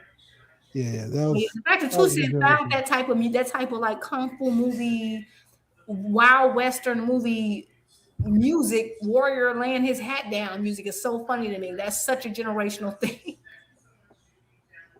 Yeah, I love Magnificent Seven. Yeah. The remake was okay, but the first one I dug that one. The first one my father used to watch westerns and army movies. I watched some of the westerns with him.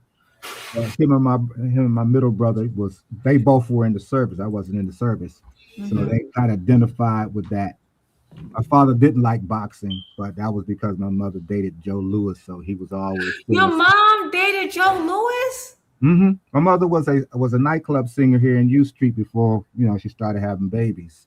Whoa, Mr. Greg, that's dope. Wait, she was a nightclub singer? That's she patterned herself, and I wish to this day, my mother's gone now, but I wish to this day that I had talked more about that when I was younger. But I waited until she 80 years old when we was planning the birthday party. Was looking through the pictures because I made a big brochure, and I found the picture because my mother put everything in this trunk, and you had to find any kind of paperwork in this trunk. So there was pictures there, and that was one of the pictures. And I started talking to her about when she sang on U Street. She sang at the Howard Theater on the radio. And my mother was one of those. She said, I ain't let no manager mess with my money. And I knew that was true because that's how she was about that money. But my father felt a certain kind of way about that for some reason. I boxing, he never came to see me fight. Oh, I can understand that. Yeah, I grew up with just like women who were just into combat. My dad was too, but the person who actually introduced me was my mom. My dad's more into it now, but like, yeah. I mean, he always was, but the person who introduced me was my mom. But yeah, like all the kung fu stuff, like the old westerns and all that. Because back then, that's all they showed on TV. Like that's all you had. You had the representation. That's what they watched. And so like she would tape stuff, and that's what we watched, right? And so she just kind of like gave me what she was looking at. But that's crazy. Did you ever watch High Noon? I don't know if Gary Cooper. High Noon. Is that a kung fu movie? High Noon was a cowboy. Was Gary Cooper? He was the sheriff, and the bad guys was coming to take over the town, and he couldn't get. Oh, like a cowboy movie. I know you're talking about. Yeah, that's a little older than me, but I do remember they did a remake. They did a remake which I think kind of sucked, right? Because I didn't really watch it, but yeah, My mom probably did show me. I was probably too young, but yeah, looking at the time, that's a little older for me. But yeah, but like that, they redid it. Well, I think Jackie Chan. I don't think it hit as well, right? But Yeah, yeah, that's a yeah. My 'Cause my some favorite of kung those fu movies classics were like Shane and what is it, the 102 to Yuma? I mean, some of oh, those. I love that. Yeah, I Yeah, see that. What is it? It was 110 to Yuma, 1210 something to Yuma. yeah. Mm-hmm. That's a good one. My mother loves Tombstone, and uh, that whole franchise. Did you ever seen Tombstone? Yeah, My I mother. saw all of them. Like I said, Yes. I was very. I always like action movies as well as the dramas and so forth. No, I love stuff like that. Yeah, Yeah. like that's like I'm talking about. Listen, I had to before I realized I liked it. I had to watch it a gazillion times. I wasn't into it at first. I think it kind of got forced into me. Yeah, I remember Tombstone. That was really good. And it was then Wyatt Earp, something like that.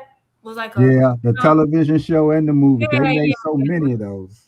Yeah, that was my mom's era. Like I'm a little younger than that, but I just remember her watching that. You know, the time you get to watch what your mother watched.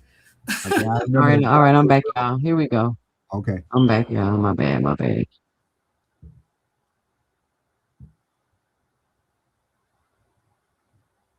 There we go. We cue the music. oh. I'm gonna have to clip this.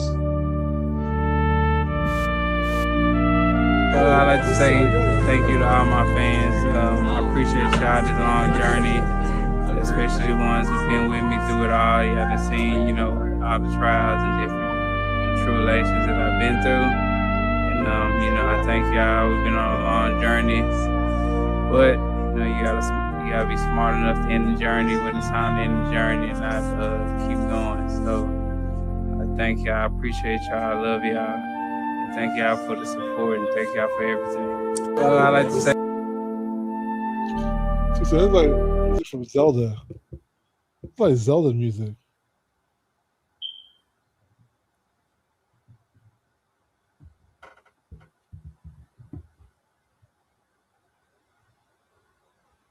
Yeah, that's tough though. I mean, shout out to EJ.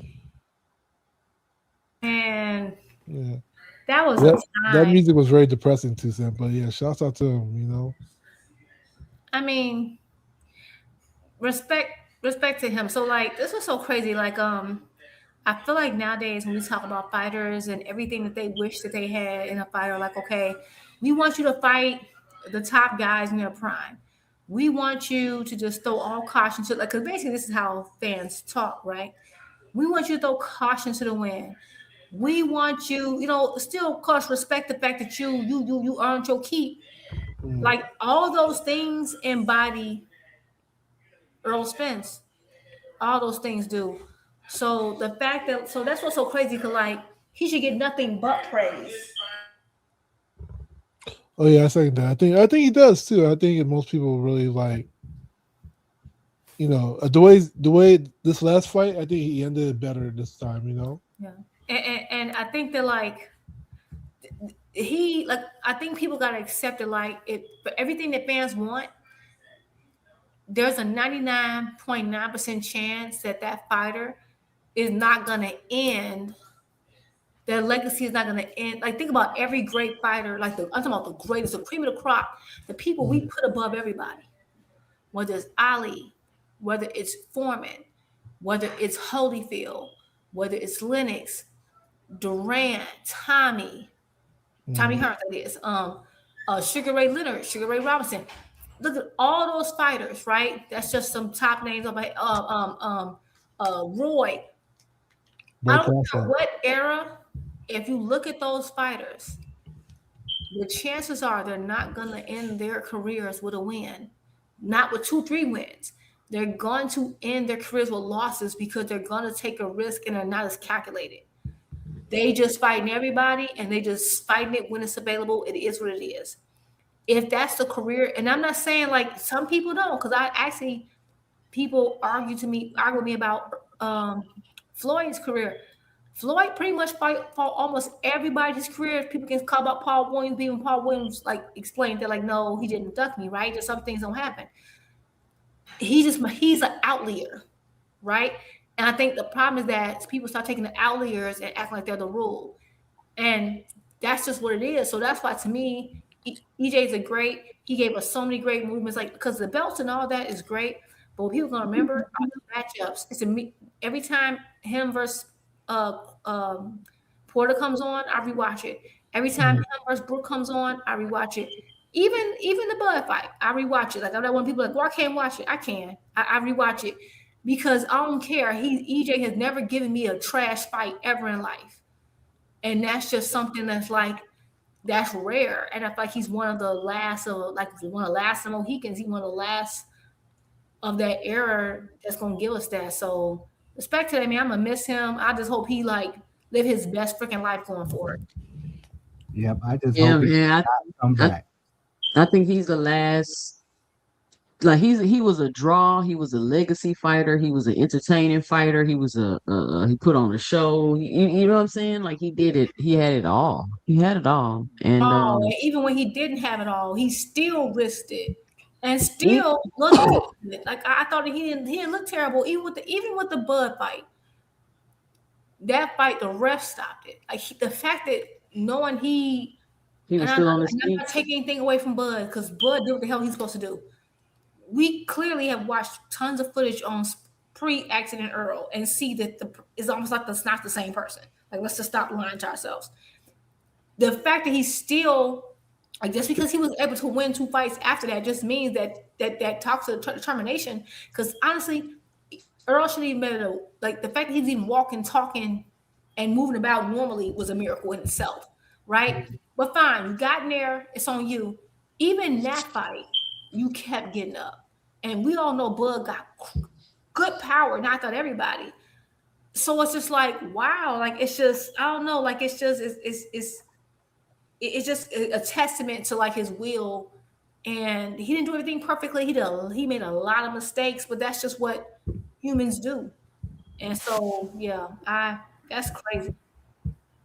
Yeah. He definitely. was.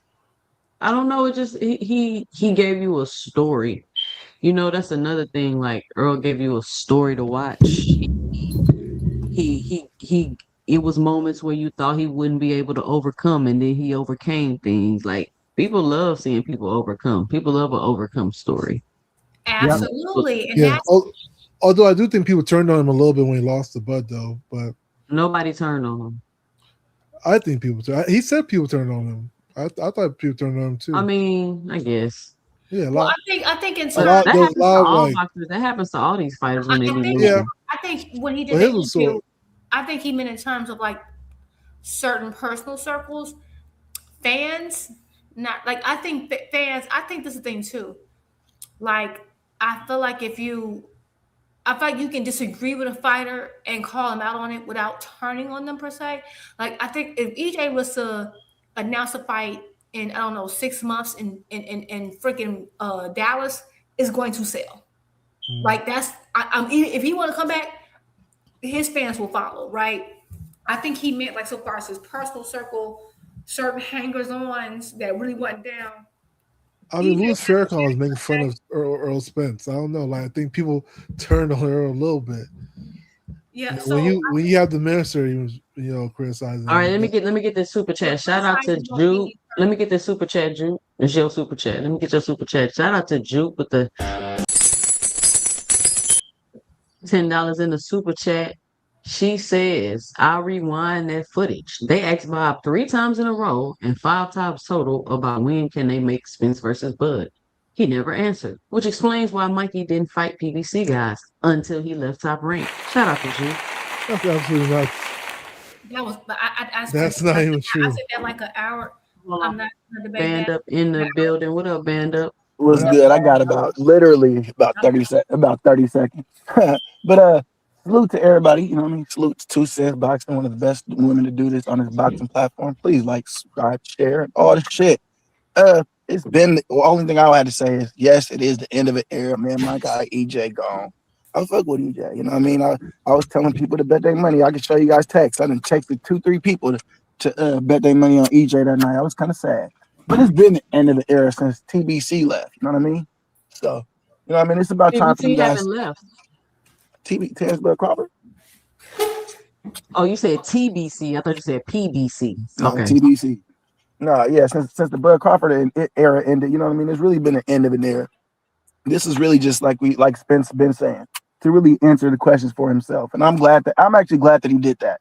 Like he said, a lot of people are scared to lose nowadays. And he ain't one of them people. He really showed a lot in that last fight for me and giving him his respect. But that's all I got to say. Like I said, I got to go. Salute to everybody. And this next era of boxing with Abdullah Mason, and my favorite is Kamel Moton. Honestly, that's my favorite young guy. I was asking one of them guys who was their favorite the other day. I would ask you the same thing. I could listen to that too. Since who's your favorite prospect coming up? But yeah, this next era of boxing should be exciting if these guys end up fighting each other. And that's all I got. All right. Well, I want to thank And everybody for who's your favorite young fighter, 2CENTS? my favorite young fighter. I like That's still green. I can't say if I have a favorite. I can't answer that right now. All right. I respect that. Things to be seen. What's up, Thomas? What you got for the show? Man, shout out to you giving a tribute to my man Errol Spence. End of an era and the end of the truth. Just you playing those videos and listening to him speak, and then listening to him speak at the end of the road. Yeah, it was time for him to shut it down. Gave everything he could up in there. I don't think he could have given any more, and had one hell of a career. Even though because he is part of a certain faction, many gonna hate on him. He did do some things that unfortunately cost some of the years of his career, but he fought through all of that. You gotta respect that. Facts. The church music continues, or the Lord Zelda music. Because we're about to close out the show, so I'm gonna go around and give everybody 60 seconds, get a final tribute, say their final goodbyes to Errol the True Spence Jr., who is probably gonna go into retirement and not call out fighters a decade younger than him, and go enjoy his family and his life.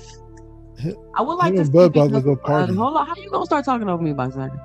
I would love to see if he does a retirement tour, podcast tour like Bud is doing. Maybe that's a new thing that the retired fighter's gonna be doing. But shout out to Errol the True Spence Jr., unified champion at the 147-pound division. Boxing Hacker, 60 seconds. What you got for the show? I mean, double shout out to EJ, man. Like I said, from the amateurs to the Olympics, you know, I know he had like a little bit of hiccup there, but to even get to the Olympics was such a big, big thing to accomplish. To be a multi-division, multi-title champion, you know, at 147. Like, I don't know, to me, EJ is like a class act, you know. I really loved the fight that him and Bud Crawford did. I think that, even though, like I said, it didn't go his way, like just a genuine respect they have for each other before the fight and after the fight, really showed like what boxing is, you know. And for him to even come back, you know, and try to relive his fire, I thought was amazing as well. You know, EJ did a number of cool things. Like I said, being Ugas after having eye surgery was crazy to me, you know. Or even competing after that car, because when he had the car accident, we all thought he was cooked, but he still came back and did it. So salute to him, you know, and shout out to you as well, 2CENTS, for the farewell show for EJ. All right, guys, have a good night. Shout out Boxing Hacker. Mr. Greg, what's your final 2 cents? What you got for the show? Well, I'll just repeat what I said to you earlier. There's no fighter that I'm seeing right now that has the belief in himself that Errol had. And like I said, belief is a powerful weapon, and he used it, and he willed himself through some fights, even though he was somewhat unprepared, but he won because that's how much he believed in himself. That's how much he was willing to go through to win. And I wish some of the other fighters, the younger ones who are still out here pounding their chests about who they are, had a little bit of that kind of mentality, that kind of heart, that kind of will, and had the people around them that would let them express themselves in the ring in the way that he has with the opponents that he fought. So going forward, again, I hope that he does everything he can to heal well, to enjoy his life, maybe do something more with Man Down promotions, but most importantly, that the rest of his life is spent doing new things that are, of course, safer, that are more enjoyable, and maybe showing his children how to live now that he has the time to do it. He's done put the work in, they done seen him do the work. Now he should all enjoy the fruits of his labor, and I salute him. And regardless of what happened in your career, you still had a great career and you earned every dime. You know, even if you didn't do everything I would wanted you to do, you earned it. And for that, I have respect for the man. That's it. All right. Thank you, Mr. Greg. Shout out Mr. Greg for giving his final 2 cents for the show. Jude, what's your final 2 cents? What you got for the show? Shout out to 2CENTS. Thanks for having us tonight, and thanks for doing the show. Right? Because I think that you should probably make this like a thing that you do. I think this should like be added to your repertoire to, like, you know, send us farewells to fighters when they, you know, retire. But tonight has been bittersweet because, one, this was an amazing tribute. Like, we got to really, like, in one hand, I got to relive so many fun moments. Like, this reminded, like, I ain't gonna lie. Besides the times I was like debating and arguing, like, for real, I was like smiling ear to ear on like almost every clip you posted. Cause I remember like how excited and fun this was. Like, this was like EJ made it evoked real emotion in you. It evoked real emotion in you. It evoked some emotion in me. Like, like there's some fighters now who don't do that for me, but that era, I'm talking about that welterweight era specifically, and how much fun it was, because everybody was mixing it up, everybody was fighting everybody. My only complaint back then was I wanted Bud to get in on the fun earlier. He didn't, but fine, he got who he got at the end. But like, this was it brings a tear, like, oh my God, I remember where I was with like that's why I was talking about that situation when they were in a parking lot going at it. I remember that was Mo Hooker's fight, and that's what all the top rankers in the building. EJ was surrounded, right? There was a whole joke about him being surrounded because PBC showed up to the fight. No one thought he would show up to that fight because it was like a whole top rank event. And I just remember like all the specifics that certain people might not be able to provide context for. And so it was just like such a fun time. And I remember like loving the interaction between them two because it was just lighthearted and fun. It's before the fans, and they made it toxic, you know. And then even like seeing when PBC guys were at the end of a PBC fight, they were a little tipsy. Yes, I get it. They weren't always professional, but it was just a moment that's like they were having so much fun and so vibrant. And I don't know, it added some fun. Now everybody's so strict and no, I mean it. And that's what boxing is missing. If you take the culture out of boxing, boxing's nothing. Everybody's too calculated, Jude. Right, it's too calculated, and that's people who are wondering why boxing. Oh, this person's gonna make them do this, and this person's gonna make them do that. Right, and that's how you get these rigid events that don't give you moments like that. Like, that was organic. You don't get organic moments like that. Like, I'm sorry, and I hate to take it here, but like, that's where you're not gonna get that in Zuffa. It's just not. Like, it was so much fun, and that's when you had more casuals involved, and people loved it because even though they're professional fighters, they're human and they show that human side, but I don't know, it's just fun. And so it was bittersweet. So that was the sweet part of it, seeing them all together and reliving those moments. The bitter part is just the difference between looking at how Spence used to speak versus how he speaks now. Because I get it, you lose your teeth, but like, no, the speed at which he speaks, his motor ability, there's clearly a difference in his motor skills. And that's sad to me, you know? But the fact that knowing all that, knowing he's not who he was, and he's still there to get in that ring when folks are sitting there I need the perfect situation. It's like, in comparison, watching this makes me more angry at fighters now. Because it's like, this man knew he wasn't right and got in there with Terrence Bud Crawford, one of the deadliest punchers, pound for pound, #1, deadliest fighters in the world. risk his reputation, everything. And you're telling me that you need, I need all this percentage and I need this and it. Man, and I'm not saying I don't like fairness. I'm not saying that. It's just that, like, wow, this was a great era. And like, looking at welterweight now versus what it was then, it's like, man, now we up there arguing about purse bids. We went from that greatness, all those clips, to talking about. I'm sorry, I hate that whole Keyshawn Devin discussion is so boring to me. I don't even want to talk about it. It's so boring compared to what we had. Yeah. And it's like, it sucks. And like now everybody, it's just like, man, we didn't appreciate what we had. And so they couldn't wait for it to be gone. Right. They people are literally advocating for the best of boxing to go away, to have stuff that, like, just so they can win an argument, because they ain't gonna like it either. Because like, as much as they advocate for Zuffa, they ain't watching them cards. They ain't talking from cards, right? So anyway, the point is that, like, this was bittersweet, because like, I want to drop a tear for EJ, because like, oh my God, he gave us some great moments, and so did all the other fighters in that division. Keith did. Porter did, Bud did. Bud didn't add to the mix as early, and I think Bud legacy would have been so much better off, and he wouldn't be out here right now doing a lot of stuff that Bud's doing right now. I think it's because he left so much meat on the table, and I think had he moved in a certain way, he wouldn't need to do that. Everything would speak for himself. So I think that sometimes when you get everything you want, it backfires. And I think that's what's happening to him right now, right? But anyway, it's time for a new era.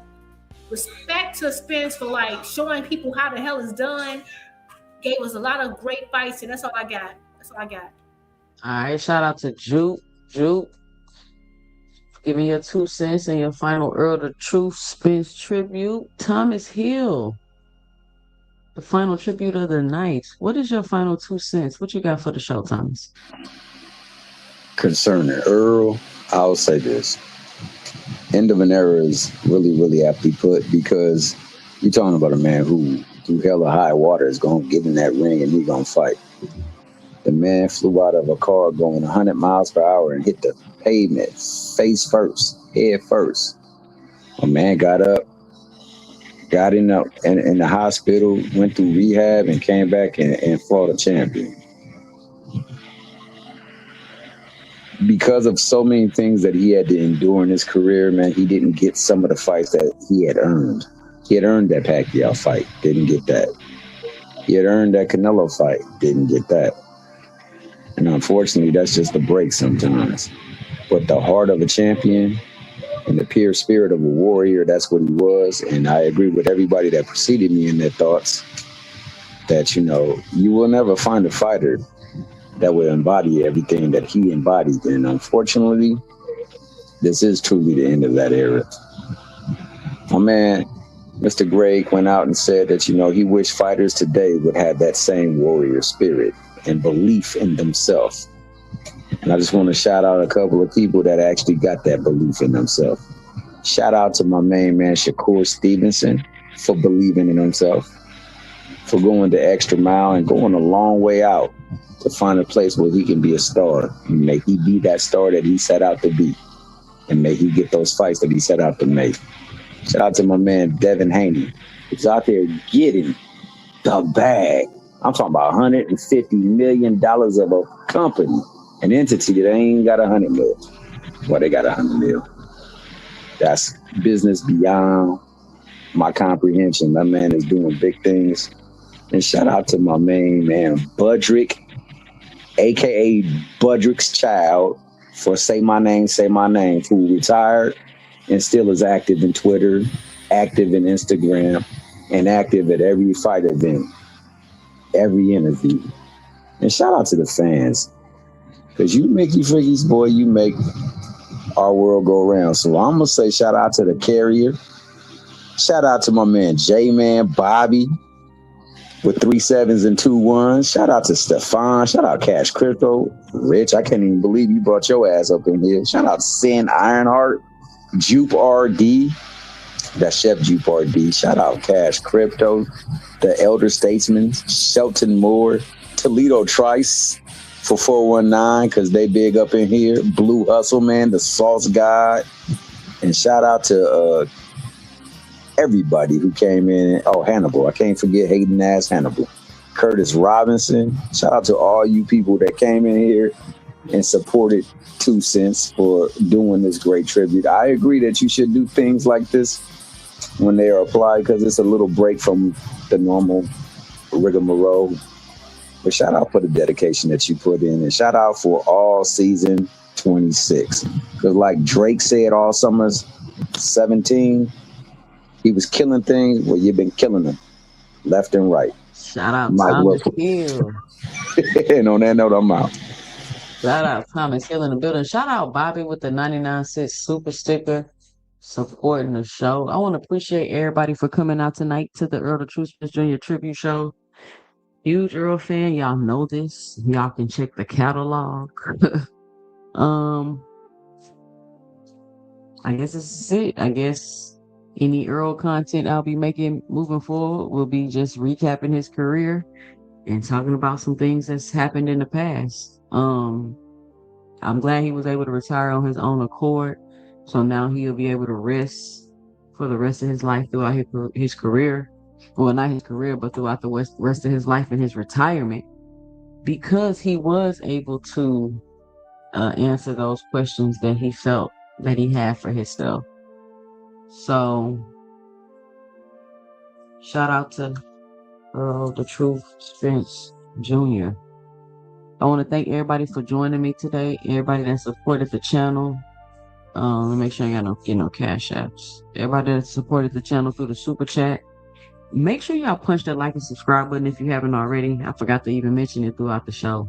If you're listening to the replay, make sure you punch that like and subscribe button and let me know and drop it below your tribute to Earl the True Spence Jr. Why everybody telling me to do the Terrence Crawford tribute? Why Terrence Crawford fans ain't do no tribute for him? You telling me not one Terrence Crawford fan did a tribute for him? All of the Bud Johnson bouncers, nobody did a tribute for that man? I'm just saying. But anyway, shout out to everybody. We're gonna close the show. I'm gonna play Earl's message to his fans one more time. You know I gotta be dramatic. And then we're gonna end the show. Y'all be sure to join me Friday night for Ladies Night. Jupe. Ooh, Jupe. I got some hot topics coming for Friday. Y'all make sure y'all be there. Friday night, 8:30.